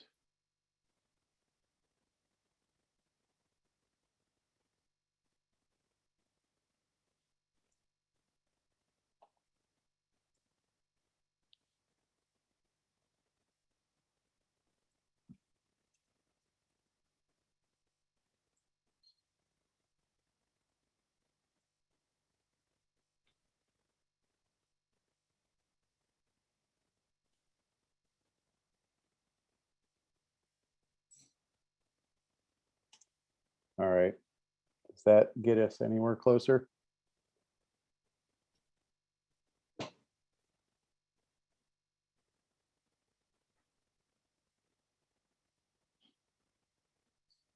Neil, I'm wondering, I think, and other people might chime in too, because I'm not sure I'm completely right about this. I think when Chief Stevens was talking, I got the impression that he was saying that a school that has a very large population of, for example, a Native American tribe should be able to decide to use that Yeah, as a logo. I think you were saying Am like, I right? yeah, if it's like an Abenaki school or a Jewish school, put in whatever you want there, that they should be able to use their own symbolism as a mascot. Don Collins, go ahead.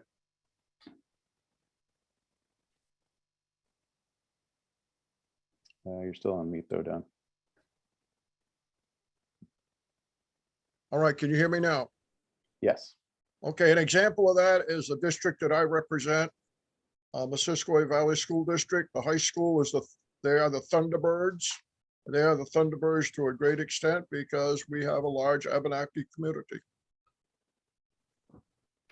I don't think it's a institution that has a large community. It would be if it was an Abenaki school, something that they started.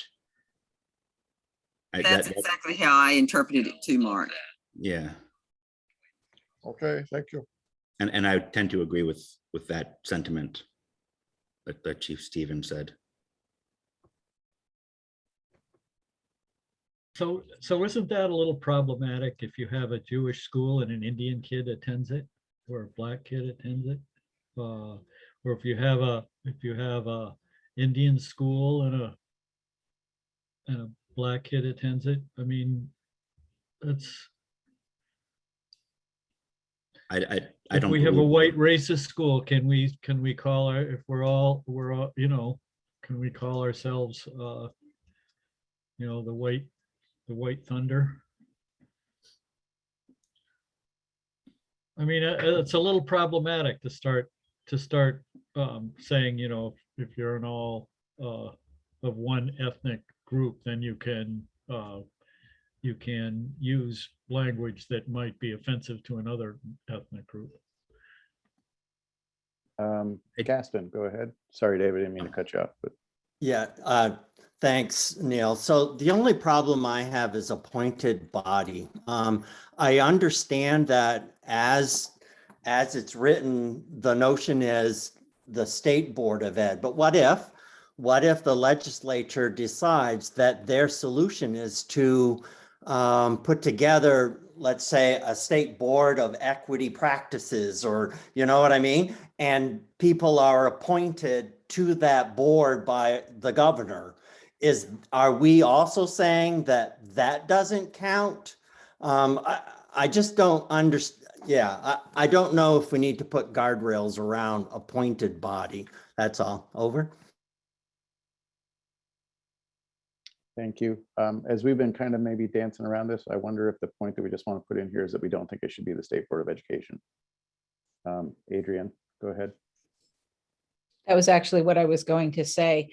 I think we just don't add that piece in. And to Dave Sharp's comment, I find this very problematic that we would carve out any exception to having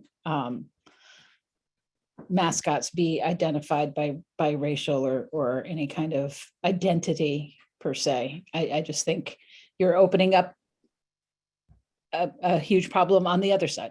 I mean, I just don't think any exception should be allowed.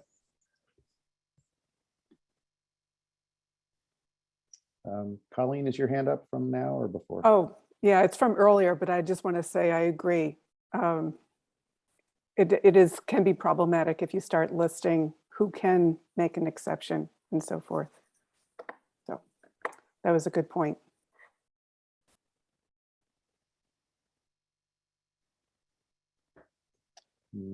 Sorry, Mark, you had your hand up.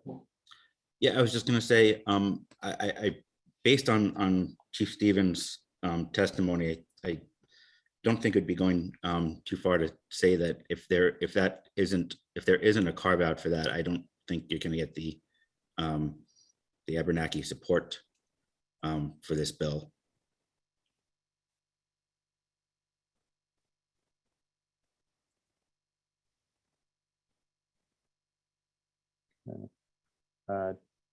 Dan, go ahead. So again, let me advocate for neutrality on that one. We simply don't mention it. You know, there's going to be plenty of time spent on this at the legislature. We have stated the things that are important to us and let them deal with that.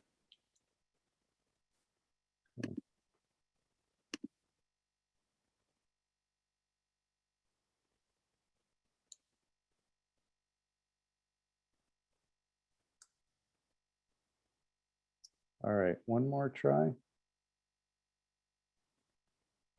And maybe that last sentence needs a couple of more words at the end. Oh, and maybe I need to remove that first part as well. Sorry, hang on.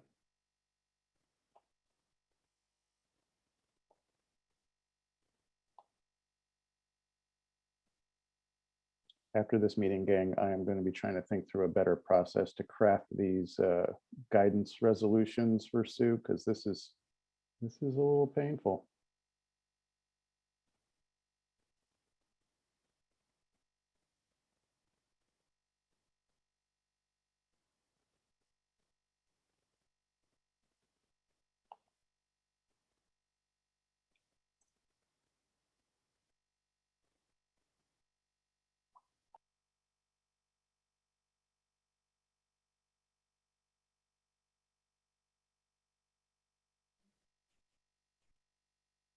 Based on your discussion, Neil, I'm wondering if you left out the word not in the last sentence. I did leave out the word not. Thank you. That's what I was Sue. going to say. We were so close, but so far. All right. Let's do this one more time. To get this moving, I'm going to make that motion, including the not, which is now in there. I'm going to make that a motion. All right. So Mark Schauber has made that a motion. Is there a second? Amy McMullen. Seconded by Amy. Any further discussion on this? I just want to make sure Carrie's got that as a motion. Yes. Okay. Hopefully it makes it a little bit easier putting it in the chat to be able to grab these things. All right. If there isn't any further discussion, can I get all of those in favor of the motion? Please raise your hand and leave them up so we can see them.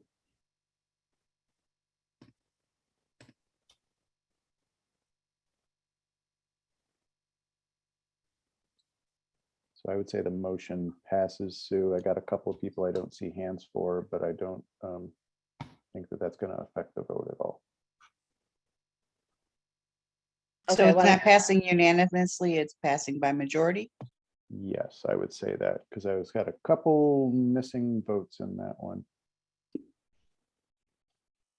You can ask All for the no's, Neil, in case there are any no's that we Yeah, need to. sorry. Okay, thank you, Sue. Is there anyone opposed to the motion?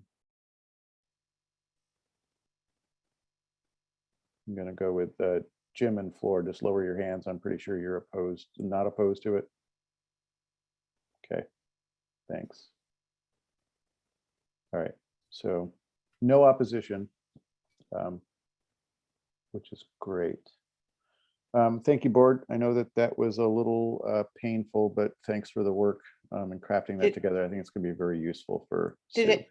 I'm sorry, Neil, did anyone abstain? Didn't call for abstentions. Any abstentions? Sorry.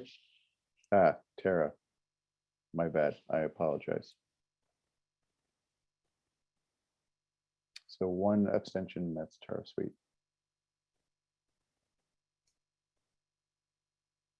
Okay, I'm going to move us on then to the education fund outlook.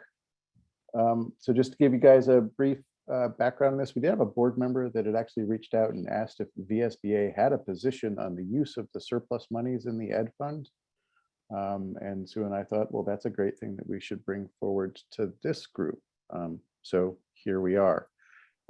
As a brief refresher, I think that it was included in the packet, right? But the governor, I believe, has suggested using half of the $90 million surplus to go towards CTE, continuing technical education, and then the other half for buying down the tax rate. But Sue, I don't know if you wanted to add a little bit more color or flavor or detail to that. So the half that he, the second half that you talked about, he actually wants to provide a rebate to taxpayers for what Okay. they say that he says that they overpaid. So that would be the 145 million. And then the other 45 million, the proposal, the language from his budget address said tangible infrastructure in the pre-K through 12 education system that contributes to workforce development programs. Okay. So board, I was hoping that we might be able to develop another position on this one tonight so that we can use it in legislative testimony. If it helps folks, I do want to remind folks it hasn't occurred in this session, but last session, we did provide some testimony related to school facility updates and maintenance and stuff like that, and the fact that some money was sorely needed by many school districts to address those issues. But I'll leave that there and go some discussion. And I'm going to go to actually Martine first. I love your optimism, Neil, because this seems like a topic that could take hours, but I'm in a district that doesn't have a high school currently because of PCB contaminations. So obviously construction aid would be at the top of my list. I think we're the only state in the country that does not provide construction aid to schools. And we're looking at a potential crisis in our state when schools start testing for contaminants. So that would be my personal opinion for how some of that money, if not most or all of it, should be spent. Thank you. Mark Schauber, go ahead. So I'll start by saying that I am against the rebate. I think the money should be reinvested in the education system in a way that's going to have long-term dividends. And I think that construction is one of those areas. Thanks. Dan.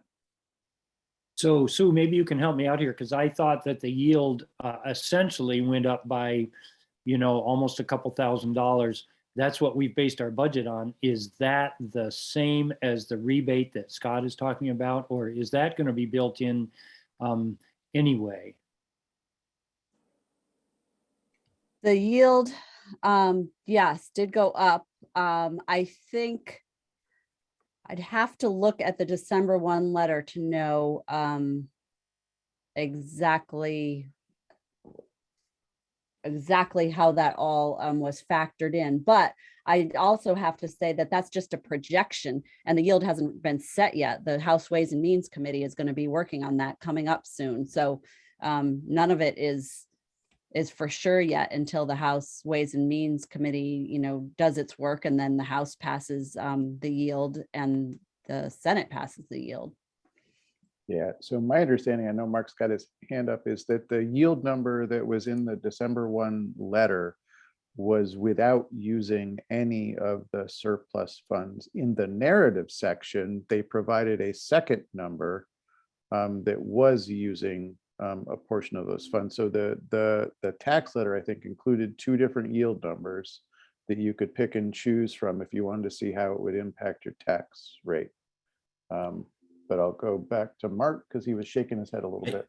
Yeah, my understanding, and I have not read that tax letter since it came out, but my understanding was that that included putting 45 million into reduction of taxes, not into tax rebates, which would mean that the yield would come down if they took that money and made them into tax rebates. And I can only speak for my supervisory union, of which Dan is part of. Our business manager used that number that included the 45 million reduction in taxes to base all of our budgets on. Dave Sharp, go ahead. Thanks. I think the tax rebate proposal and discussion is pure political hyperbole. If we do nothing, it stays in the education fund and it reduces tax rates.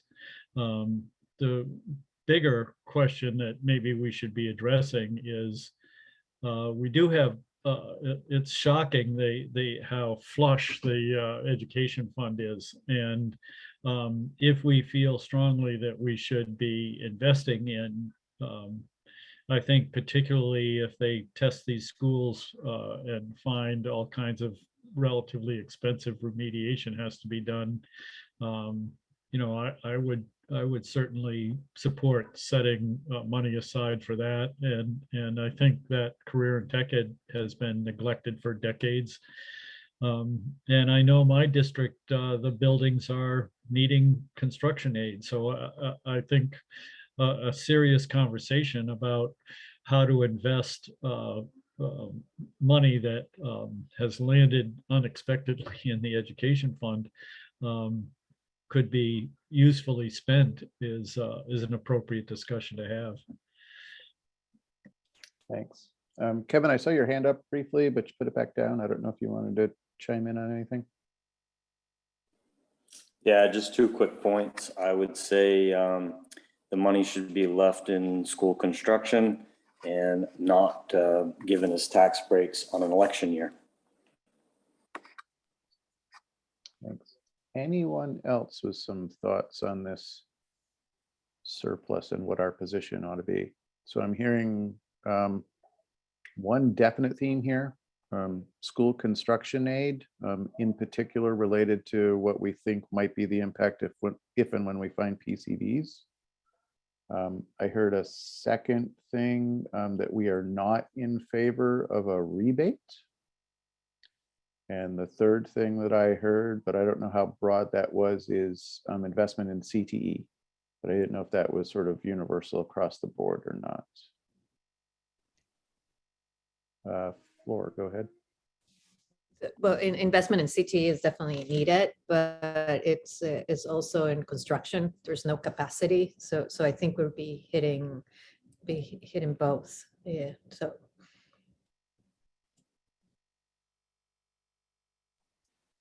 Mark Schauber, go ahead. I just want to clarify, but I believe that we're looking at a $89.9 million, or that may be changing, but approximately $90 million surplus. And I believe the proposal is 45 million for CTEs and 45 million now for tax rebate or something. So we're kind of looking at 2 tranches, my understanding. Well, that was the governor's proposal, right? And so I think that the question that came to VSBA was, well, what does the VSBA think should be done with that $90 million? I'll just say, I think CTE needs a huge investment. Whether it needs 50%, I'm not sure, but I think CTE, absolutely, it's been neglected. Okay, Colleen, go ahead. Yes, I'm in favor of construction aid. I just would not want to limit it to PCBs related to work that's required because of PCBs, only because that would narrow the number of schools that would participate, perhaps. Thank you. Adrian, go ahead. I do think that we should be clear, absolutely clear, not to play take back with the expected yield. I mean, I just don't even want to think about going to the voters and saying, well, gee, we were wildly off. Not our fault, but I think that should be a strong message. Please do not, redo the whole everything and just leave the school boards out to dry. Martine, go ahead. Wondering if we can just make an advisory claim in terms of school construction aid and investment in CTE. And just leave it at that and not get into the specifics of percentages or anything like that.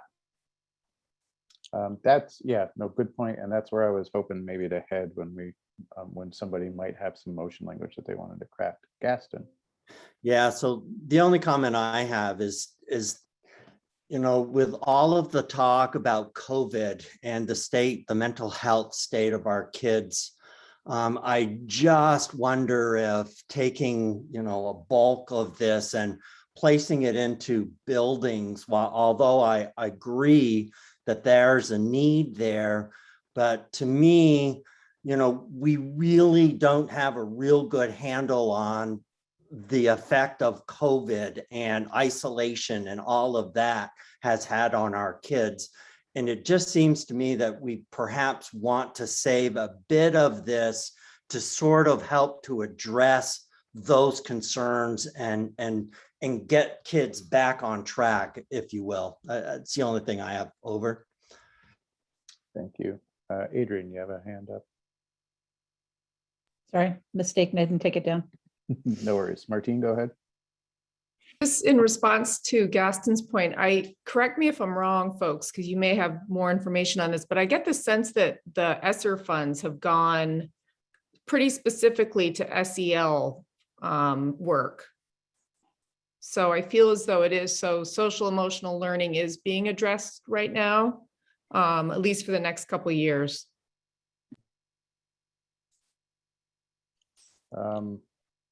I don't have a specific answer to that question. I mean, I know if that's the case, then the amount varied by school district because not everybody, everybody got something a little bit different in that money, and I'm not entirely sure how folks chose to spend it.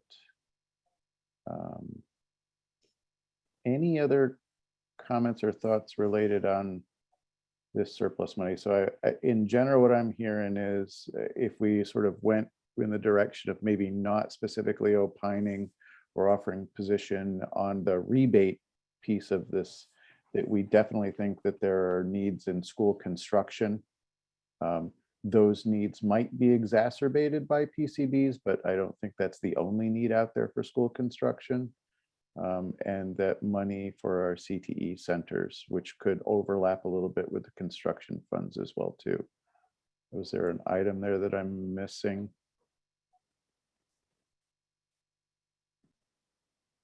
Okay. Flora put a motion in the chat, but I don't know what the not means afterwards. Okay. It was missing a T in my, in there. Do not. Another knot. We got to get our knots Yeah, together. yeah.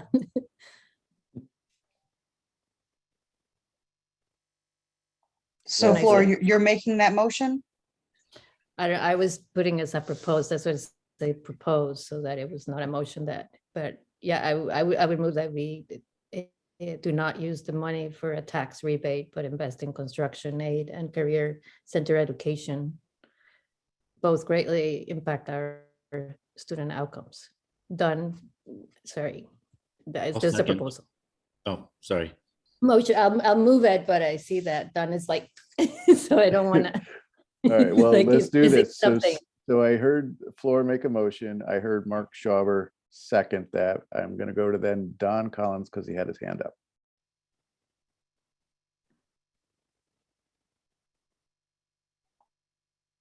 All right. Thank you, Mark, for seconding that. I'm really pleased. I think I heard Dave Sharp say 20 or 30 years. I think probably 40 years we've kind of ignored the costs of PEC Ed and what needs to be done. So I think this is a wonderful motion. I support it. Thank you, Don. Dan, go ahead. Do we want to include what I think Adrian was saying is that we want to, we don't want to, in the first sentence there, not do tax rebates, but instead keep the proposed yield where it is where people have based their budgets on, and then invest in construction aid, et cetera. Have a positive as well as a negative in that first part of the sentence. Yeah,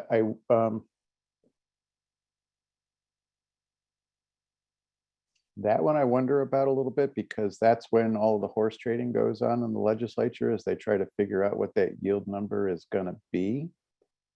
And part of me thinks that VSBA focusing on making sure that there's money for construction aid and CTE is the better push rather than telling them that we don't want them messing with that projected yield number. But that's just me talking. I'm not sure how the rest of you feel on that. They're going to mess with the yield number, whether we want them to or not. Yeah. Just strike that first sentence and go right to where we want the money to go.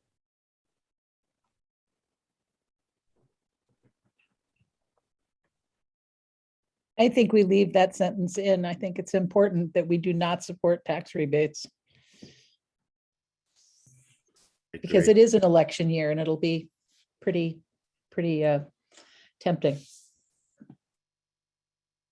I agree with Flora's proposal here. Okay. So we've got a motion, we've got a second, we had some discussion. Is there any more discussion on this motion? Okay, Seeing none, then I'll look for a vote. All those in favor of the motion, please raise your hand and leave it up so we can get a count.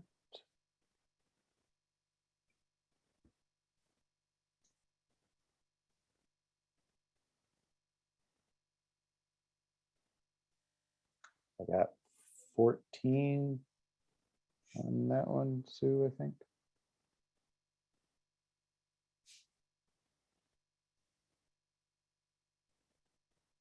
And if y'all could lower your hands. And then anyone opposed? Any abstentions? All right, motion passes. Thank you, board. Martine, you've been waiting patiently. We finally got to that part of the meeting. Can you give us a little update on? I'm sorry, Neil, can I just ask if everyone voted? So was that a unanimous vote? It was not unanimous. We were Okay. missing a couple of hands, but neither did they abstain nor did they vote in opposition. So I think they just might not be at their seats at the moment. All right, so I'm going to turn it over to Martine. If you could give us an update on Advisory Council on Literacy. Thank you, Neil. I will be short and sweet, and I also believe this is probably the least contentious topic of the evening. It's pretty straightforward. We're talking about reading. Hopefully you all received the email that Carrie sent out with a copy of the blueprint, as well as a short survey. It's basically, as you all know, our reading scores are not great. We only had about 50% of grade 3 students that were proficient readers in the SBAC test from 2016 to 2018. So there was a passage of Act 28 in May of 2021 by the Vermont General Assembly and then signed by the governor. So this advisory council is tasked with just, giving feedback on the blueprint for early literacy comprehensive systems of services to the AOE and to the state. So basically right now we're focusing on implementation. And that was really what we were trying to get at with the questions that I sent you. So, and I know you're probably feeling the way I'm feeling, which is that everybody is really taxed right now. So it's hard to ask folks to do anything. But for example, I did get permission from my superintendent to reach out to our curriculum director. And, I sent her a copy of the blueprint and then I asked her to fill out the survey. I'm also reaching out to a friend who has worked for the Stern Center. So if you all could do that, it would be greatly appreciated. And we're looking for feedback by March 1st. And then I will sort of compile the feedback that I get from you all and anonymously share it with the council, and we will discuss at our March meeting. Do you have any questions? Dave Sharp does. I do. So I have talked with our literacy person in the district, and she has filled out the survey. I was curious though, since this is through the School Boards Association, the administration has its own feedback loop through the Agency of Education. And I'm wondering, should I just be passing on our staff responses, or so our board doesn't generally get involved in these things directly? So I haven't sent it, I have not forwarded it to you because of my quandary over that. So maybe you could help me understand that a little better. Yeah, that's a really good question, Dave. And I kind of had the same question. Because I'm the VSBA designee, I was asked to get feedback from you all, but I feel as though it's hard for us to give feedback if we don't communicate with our districts at some level. So, I mean, if you feel comfortable responding just for yourself, that's fabulous. I certainly needed to hear from a few folks to be able to make any kind of comment on this, because I was frankly I didn't know much about this blueprint, to be honest with you. So Does that help, Dave, at all? Yeah. Okay. Anyone else have any questions? Great. And also, I mean, you know, if you don't feel comfortable asking folks for feedback, then you are welcome. Just chime in as yourself. And the feedback that you have might be, I don't know anything about the blueprint and I don't know anything about the rollout of the blueprint, and that's fine. Like, that is actually helpful feedback as well. Great. Thanks so much for the work on that. We really appreciate it, Martine. Strategic plan monitoring report. I know we've been busy.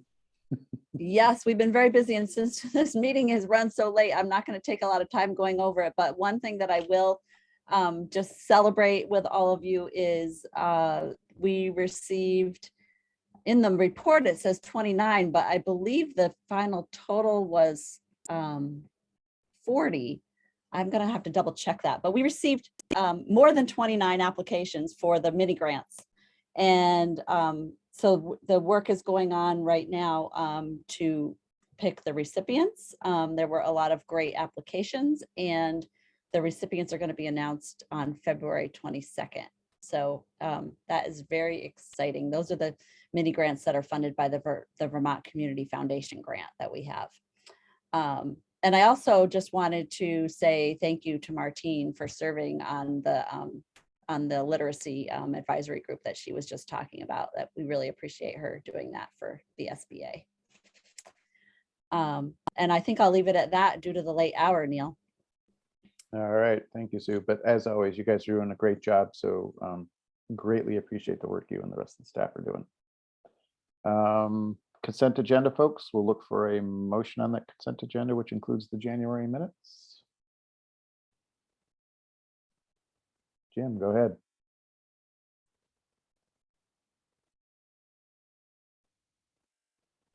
Sorry. Yes, I'll make a motion to approve the consent agenda. Thank you. Seconded by Amy? Amy Mullen. Any discussion, any updates, changes to those minutes? Seeing none. All those in favor of the minutes?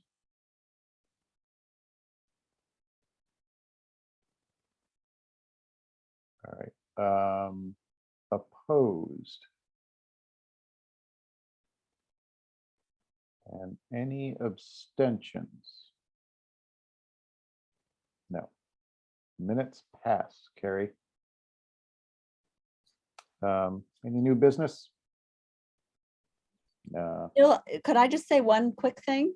Yes. Oh, thank you so much. I just want to say thank you to all the board members for being so prepared for your board meeting and reading all the materials. I mean, it's a lot.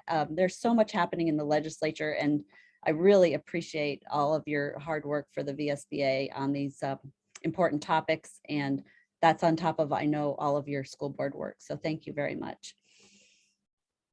Well, thank you, Sue. And yes, I echo those sentiments as well. Thank you to this group for showing up prepared, being ready to engage, and being very thoughtful about this. I really appreciate it. I don't have any other new business unless anybody else does.